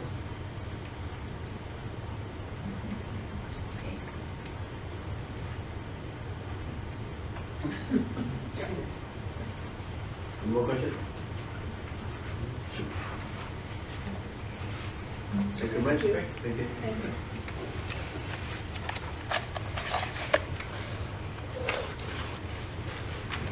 The next item, A, I need a motion and a second to approve the motions. Oh, this one have not moved yet. Okay, I need all people say aye. Aye. Right. Motion carries. 7 So this one, the board is voting on item 7, which is the funding of something, another discussion on, and the vote is to receive the information, not approving it or justifying its accuracy. You're receiving it, which is your legal responsibility. Who's on the vote? I never did vote, so it was actually. Oh, you did. Okay. Sorry, yeah. All people say aye. Aye. Aye. Motion carries.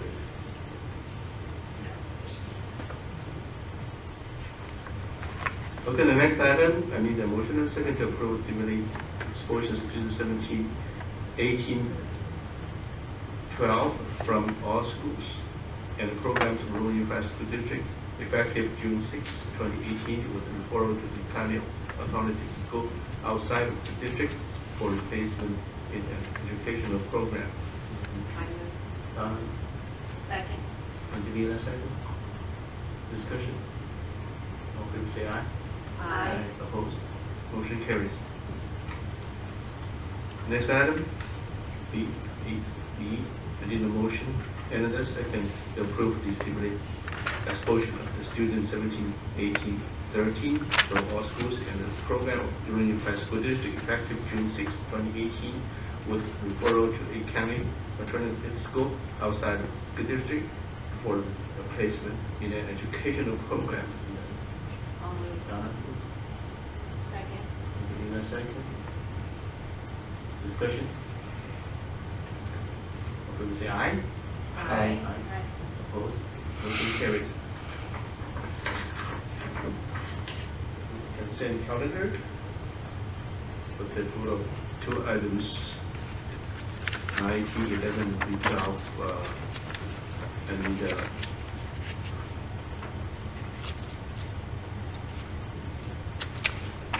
was the approval of B11 and B12 and the correction of B24. I need a motion and a second. Donna moves. Second. Need a second. Discussion.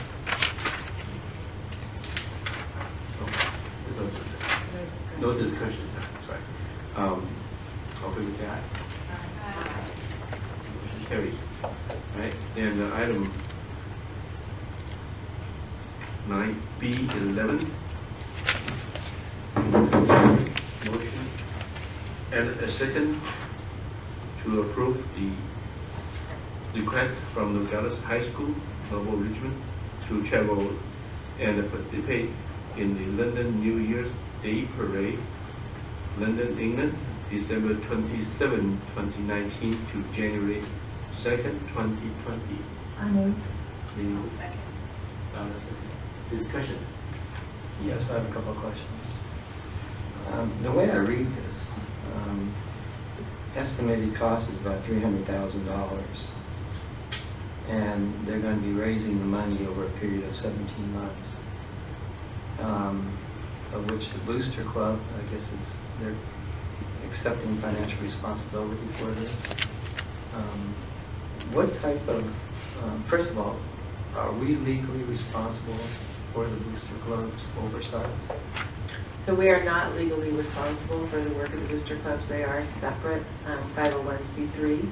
We do work with them and we do collect paperwork. We do make sure that they submit, taxes and some of those types of things, but we do not have the authority to audit their books. So they do operate as a separate entity, yet it is there for the purpose of supporting our students and our schools. So say they collect $200,000 and they can't go. Do they return that $200,000 to the people that donated it, or do they keep it, or what becomes of that $200,000? So one, you hope you never find yourself in that position, but in the event that you do, in general, what occurs is when there are groups, and in this case boosters, that are raising funds for a particular purpose, they generally will create line items for each student who will be going, and each student then raises funds and they put those dollars attributed to that particular student. If the entire trip were to be canceled, then there would need to be a discussion as to how they would handle those dollars. They were raised for the purpose of attending a trip or going towards a program, not for income earnings, so being able to give that up and so forth. They're in favor of allowing this to take place, and then fundraising occurs. They will be putting a deposit down as early as July, and then there will be some penalties that would likely be incurred that would be paid out of any funds that are raised should the trip be canceled. Because I looked up online this Music of the World, Youth Music of the World, very highly rated organization. Correct. Has a good reputation. Who provides the insurance on this type of trip then? Say the child should get injured or there's a terrorist attack that occurs? So there is some risk to the board in terms of approving a trip of this nature, because then it is a district sanctioned event.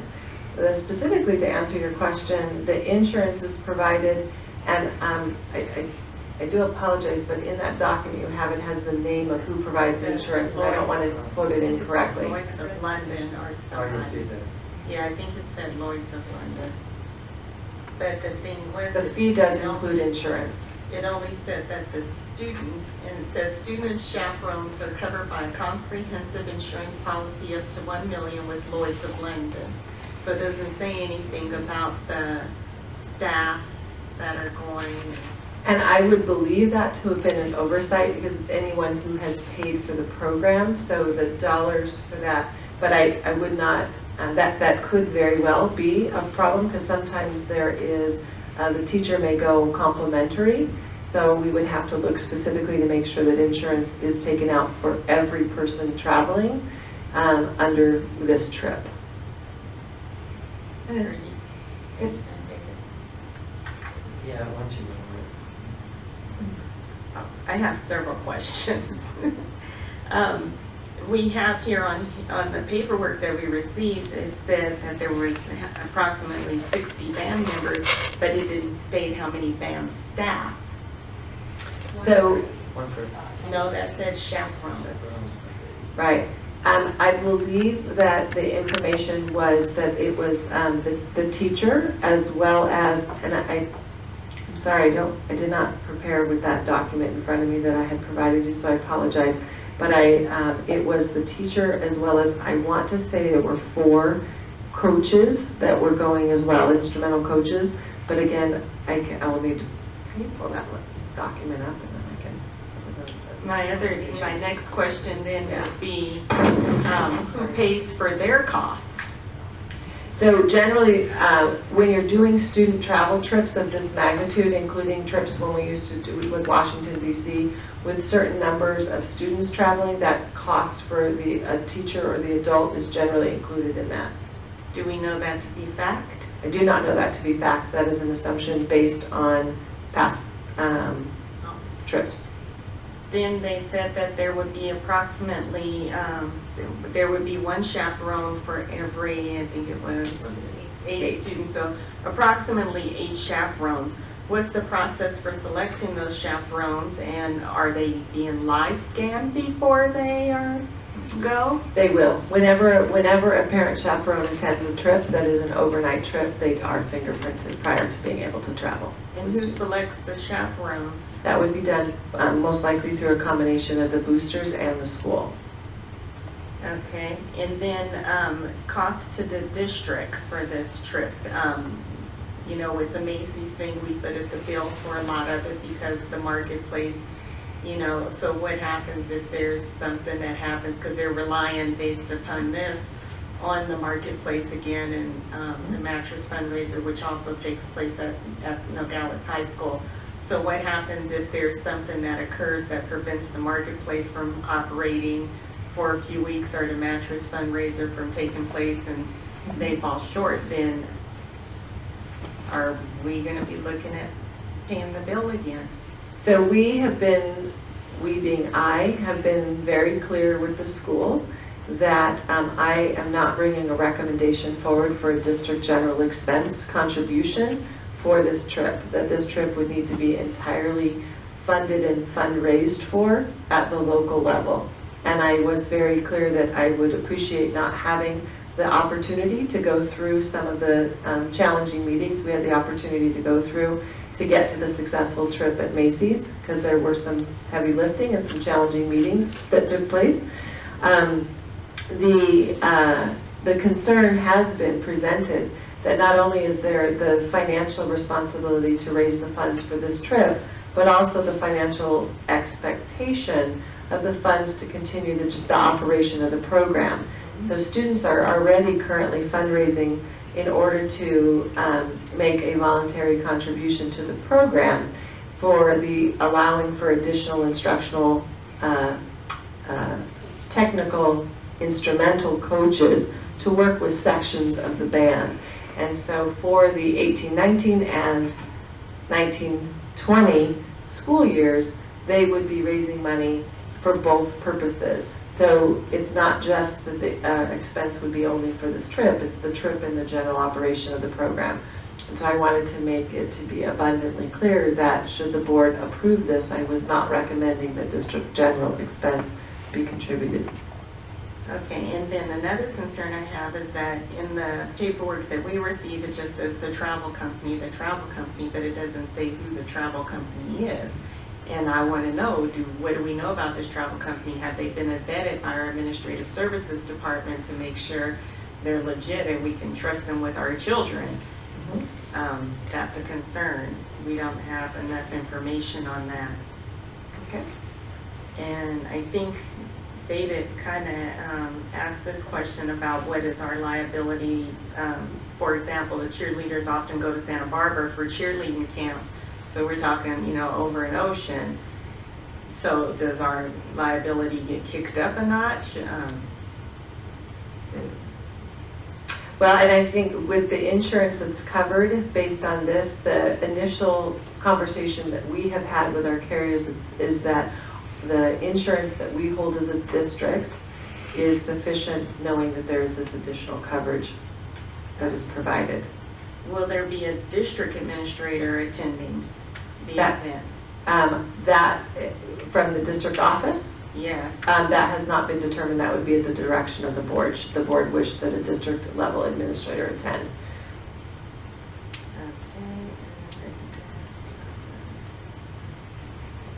Oh yeah, it said that, oh, you said, I think you said you didn't know when I asked about the students and chaperones being covered by the comprehensive insurance, but what about staff? Are they our responsibility because are they on the clock technically? So if something happens to them, we're liable? That would be true. If I'm perhaps in specific like a work comp situation, that would be the case. In terms of other issues with travel, that would be covered. We would need to find the answer to your question to confirm if they're covered by the same insurance that the student and chaperones are covered by. I think that's a very valid question. Because I know you talked about them stating that they needed additional section leaders, and I assume some of these section leaders would, coaches or whatever they call them, would go with them. They would. So would they be considered a district employee at that point? They would. And then my other question is, it says Nogales and Alvarado, and then it's stated that both boosters programs are responsible for their school's program to help fundraise. So let's say because Nogales has the marketplace and the mattress fundraiser and all those other extra things, that their people are able to raise the money, but the Alvarado people aren't because they don't have access to a marketplace, you know, to generate thousands of dollars every weekend. What happens then? So the trip has been opened at the request of the school that that any secondary instrumental music band student be eligible to participate should they wish, and it would be their responsibility to raise the funds. In the initial, so the reason that Alvarado is specifically mentioned is because Shota, the band teacher at Alvarado, has an interest in leading this or being a partner in this with Brad Pollock at Nogales High School as another adult staff member. And there was an interest by Alvarado students to participate. They won't be Alvarado students in 2 years, but that they would still be able to have that opportunity should they attend any school. In my conversations, they would, any student wishing to participate would be eligible to participate in all of the fundraising activities. And so if it were the marketplace, the way that students earn funds for their fundraising account is by the time that they're working. So and the Alvarado ones could go with the Nogales marketplace. That is my initial understanding. I understand that, you know, this is a really, really good opportunity for the students, and, you know, they're very fortunate to have been invited to participate in this. I just feel like the information that we were given was lacking. Sure. A lot of other information. Is there any possibility, is there a deadline that we have to do this tonight, or can they give us more information and bring it back next week? Yes. This item at the discretion of the board could be tabled. There's a motion and a second. If there's not a vote at this point, it would die, and we could certainly bring it back and put it on discussion action for the 14th. And I know that Mr. Pollock was here, but he has left, so I'm unable to answer, so he can't answer the questions. Yeah. And so we could certainly collect all the questions that have been asked so far, and there are more, because not everyone has had the chance to speak. And then we could get answers to those questions. And if it's the discretion of the board, we certainly could bring it back. My only understanding was they wanted to get it voted on so they could start raising the levy, because they can't officially start until after. So if we put Yes. it off a week, I don't think, Right, you know, right. because our meeting's next week, right? That would be my assumption as well. So we're meeting next Thursday, so just a little over a week. But if we add it to the next. I mean, I can contact him, certainly. And ask the questions that we can do.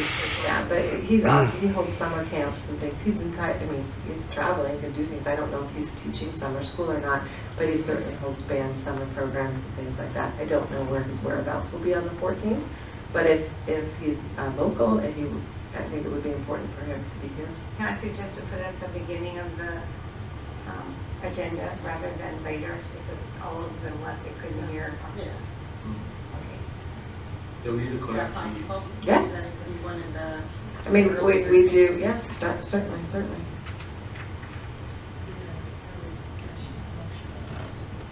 Well, we follow our normal protocol, but it would be the third item in discussion action, because we'll take our LCAP first, we'll take our budget second, we can discuss this third.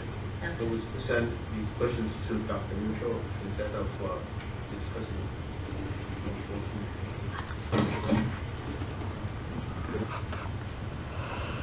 So there is a motion and a second, Mr. Chen, so we do need to call for a vote. He has to call for a vote, and then there is no vote, the motion dies. All in favor say aye.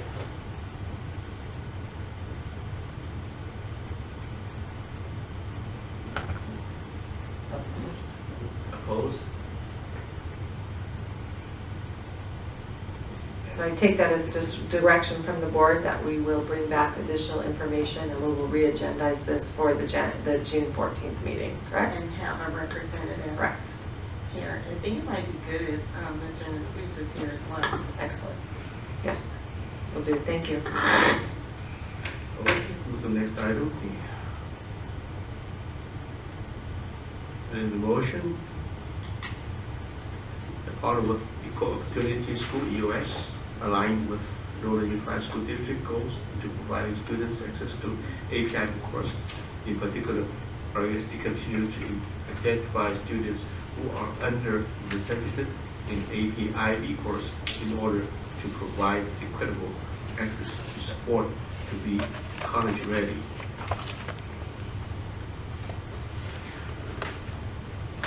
There's agreement with the Lohman and the district with EOS.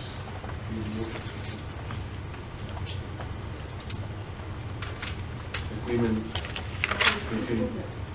I did. Why did you just make the motion?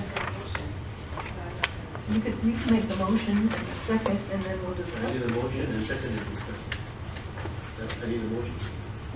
I'll move. I'll second. Motion second, discussion. Yes, I just want a little bit more explanation on this to make sure the students that are not performing academically well will not be pushed into these classes.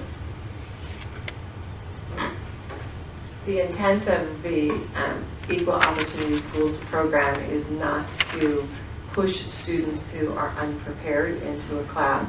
The purpose and the philosophy behind the Equal Opportunity Schools program is to help school leaders identify and enroll students who can succeed in an AP or IB course but are not yet enrolled because of systemic reasons that might be related to race or socioeconomic status, so that they hadn't yet been afforded the opportunity for an advanced course.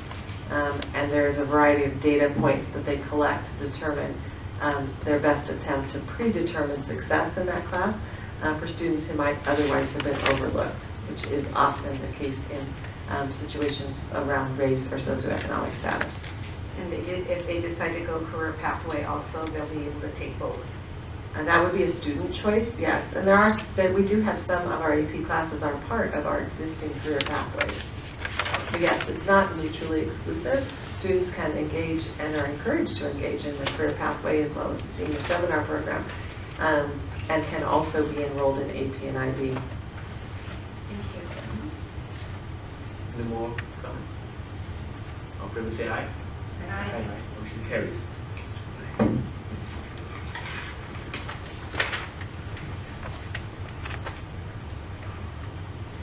board member comments. Tonight we start. Mr. Nelson.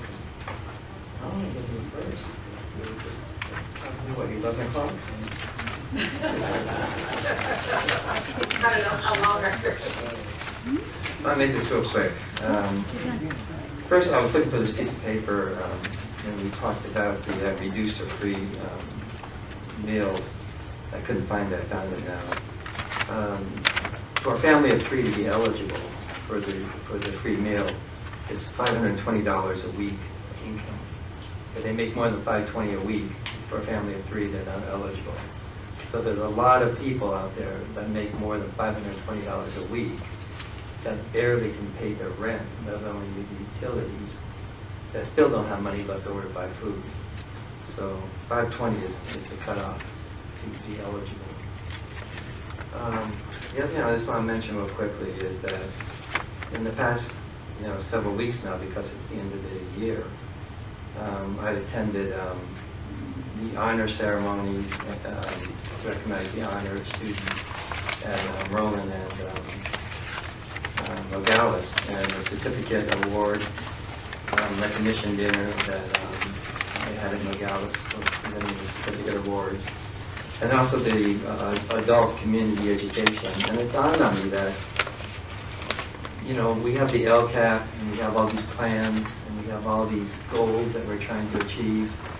And those are all steps to achieve the ultimate goal, which is graduation. And if the student makes it to graduation and then can take that as a springboard to either a career or to further their education, to pursue their dreams, we've succeeded, regardless of what all the other outcomes shown. And these events I've been to, I've been so impressed with the students, the speakers they've had, and the variety of opportunities that our students have from the different programs that we have within the district. That no, not everybody has to go to college, not everybody has to get even the adults were getting GEDs. It's just amazing the amount of opportunities we give the Roland community to pursue their dreams. And so, regardless of the 222 pages in the LCAP plan, I judge the district by the graduation rate, and we're doing very well at the graduation rate and for most students. Thank you. Okay. First, I enjoyed all 3 presentations. They did an outstanding job, and Hollingworth's presentation and all the awards we gave out. The CSEA luncheon was outstanding. Great job, Personnel Commission. Big turnout with so many volunteers. We appreciate all the staff. Roland High School had an avid signing night. It was outstanding. Every student spoke on the microphone to say which college they will be attending and what their major will be. After that, they signed their certificate and received a t-shirt. Many families were in attendance.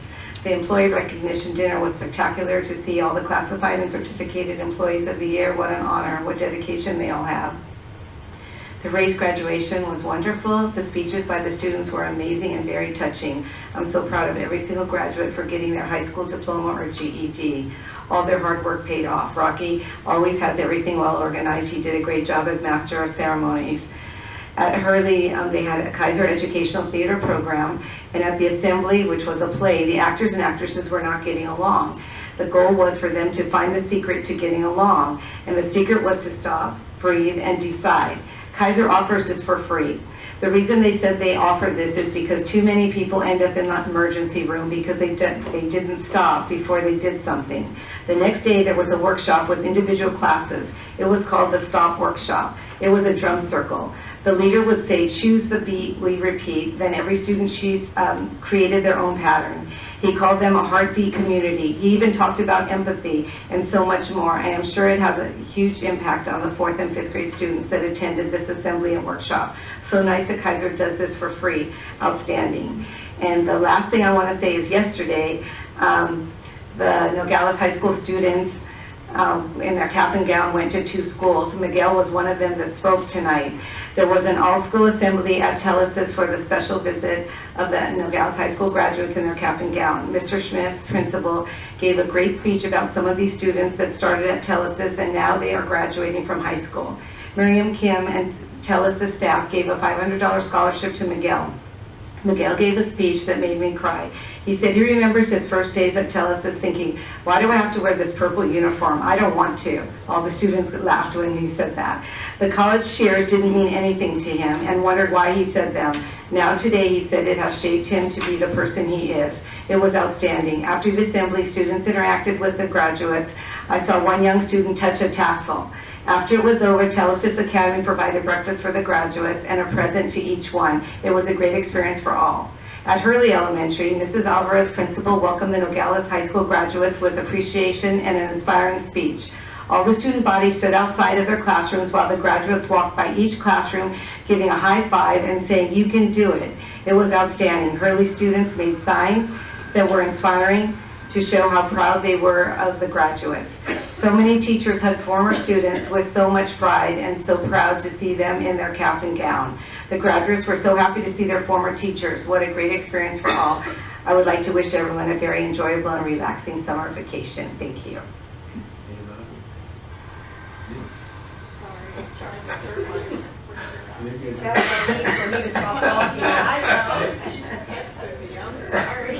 This is the best time of year for me as it comes to the school district because there are so many activities going on. I'm exhausted, but I enjoy the graduations and all the special events, hearing how the students are doing and where they're going, what they're doing. And for me, it's just very rewarding because that's why we're here.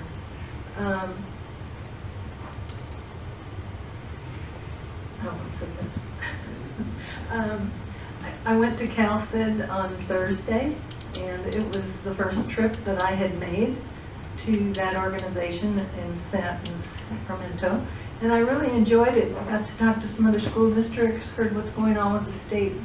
Oh, it's going to be good. But it was a misinterpretation.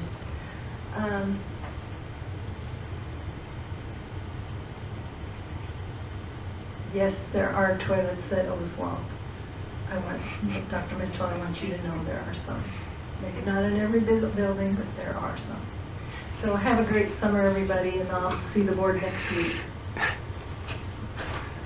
My apologies. My son is texting me, sending me videos. I didn't know when I opened his text. I apologize. The only thing I want to talk about is, because it's super late, is the CSEA luncheon. Every year, that's such a great event. Just having all the classified employees come together, everybody working, the administrators and board members working to feed them and just let them relax and enjoy their day and show our appreciation. And this year's event I thought was even better. The food was amazing. So hats off to everybody who worked on that. And other than that, just have a wonderful summer and get ready and well rested for the next upcoming year. And every year this time is the August time. The first graduation always start from law school, and every time you see the graduate holding the diploma or GED, and they have a tear in their eyes because everyone has a story behind it, and I feel the weight of the diploma they get is much heavier than the regular high school graduation. So that the life is hard for those people, and to get it. And I asked Rocky, he said how they can get GED. He said everyone can take a test and then they get GED. They can pass the test. I told him I want to do it because I don't have the American high school diploma, and someday I will take it. I have a graduate school, American graduate school degree, but I don't have a high school. But high school diploma, is a heavyweight diploma. I think a lot of people see that high school is very important degree. So maybe someday I'll take a GED and get a diploma. I don't know if I'll pass or not, but yeah. So every year start from the adult school graduation. I feel very happy for those people to get a degree. And followed by the middle school, junior high school, and eventually the Alvarado Intermediate School. Those young boys and girls have been so happy to get a shake hand with us and get to get a work from the principal. And I see their eyes, they will hope and be excited to get promoted to high school and have the new world to them. So I enjoy the month of June or May and this time, and I see the parents and the students and they celebrate their achievement and looking forward to the future. So so I congratulate them, and like tonight we give a lot of awards and honorees, and I see that so many parents, they're so excited that every year this time I feel very happy and very happy for them. Thank you. And okay, then we can move to the next item is to go back to closed session 10 o'clock.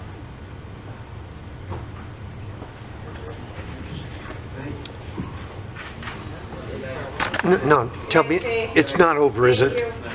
It can't be over. Tell me it's just begun. How am I going to deal with this?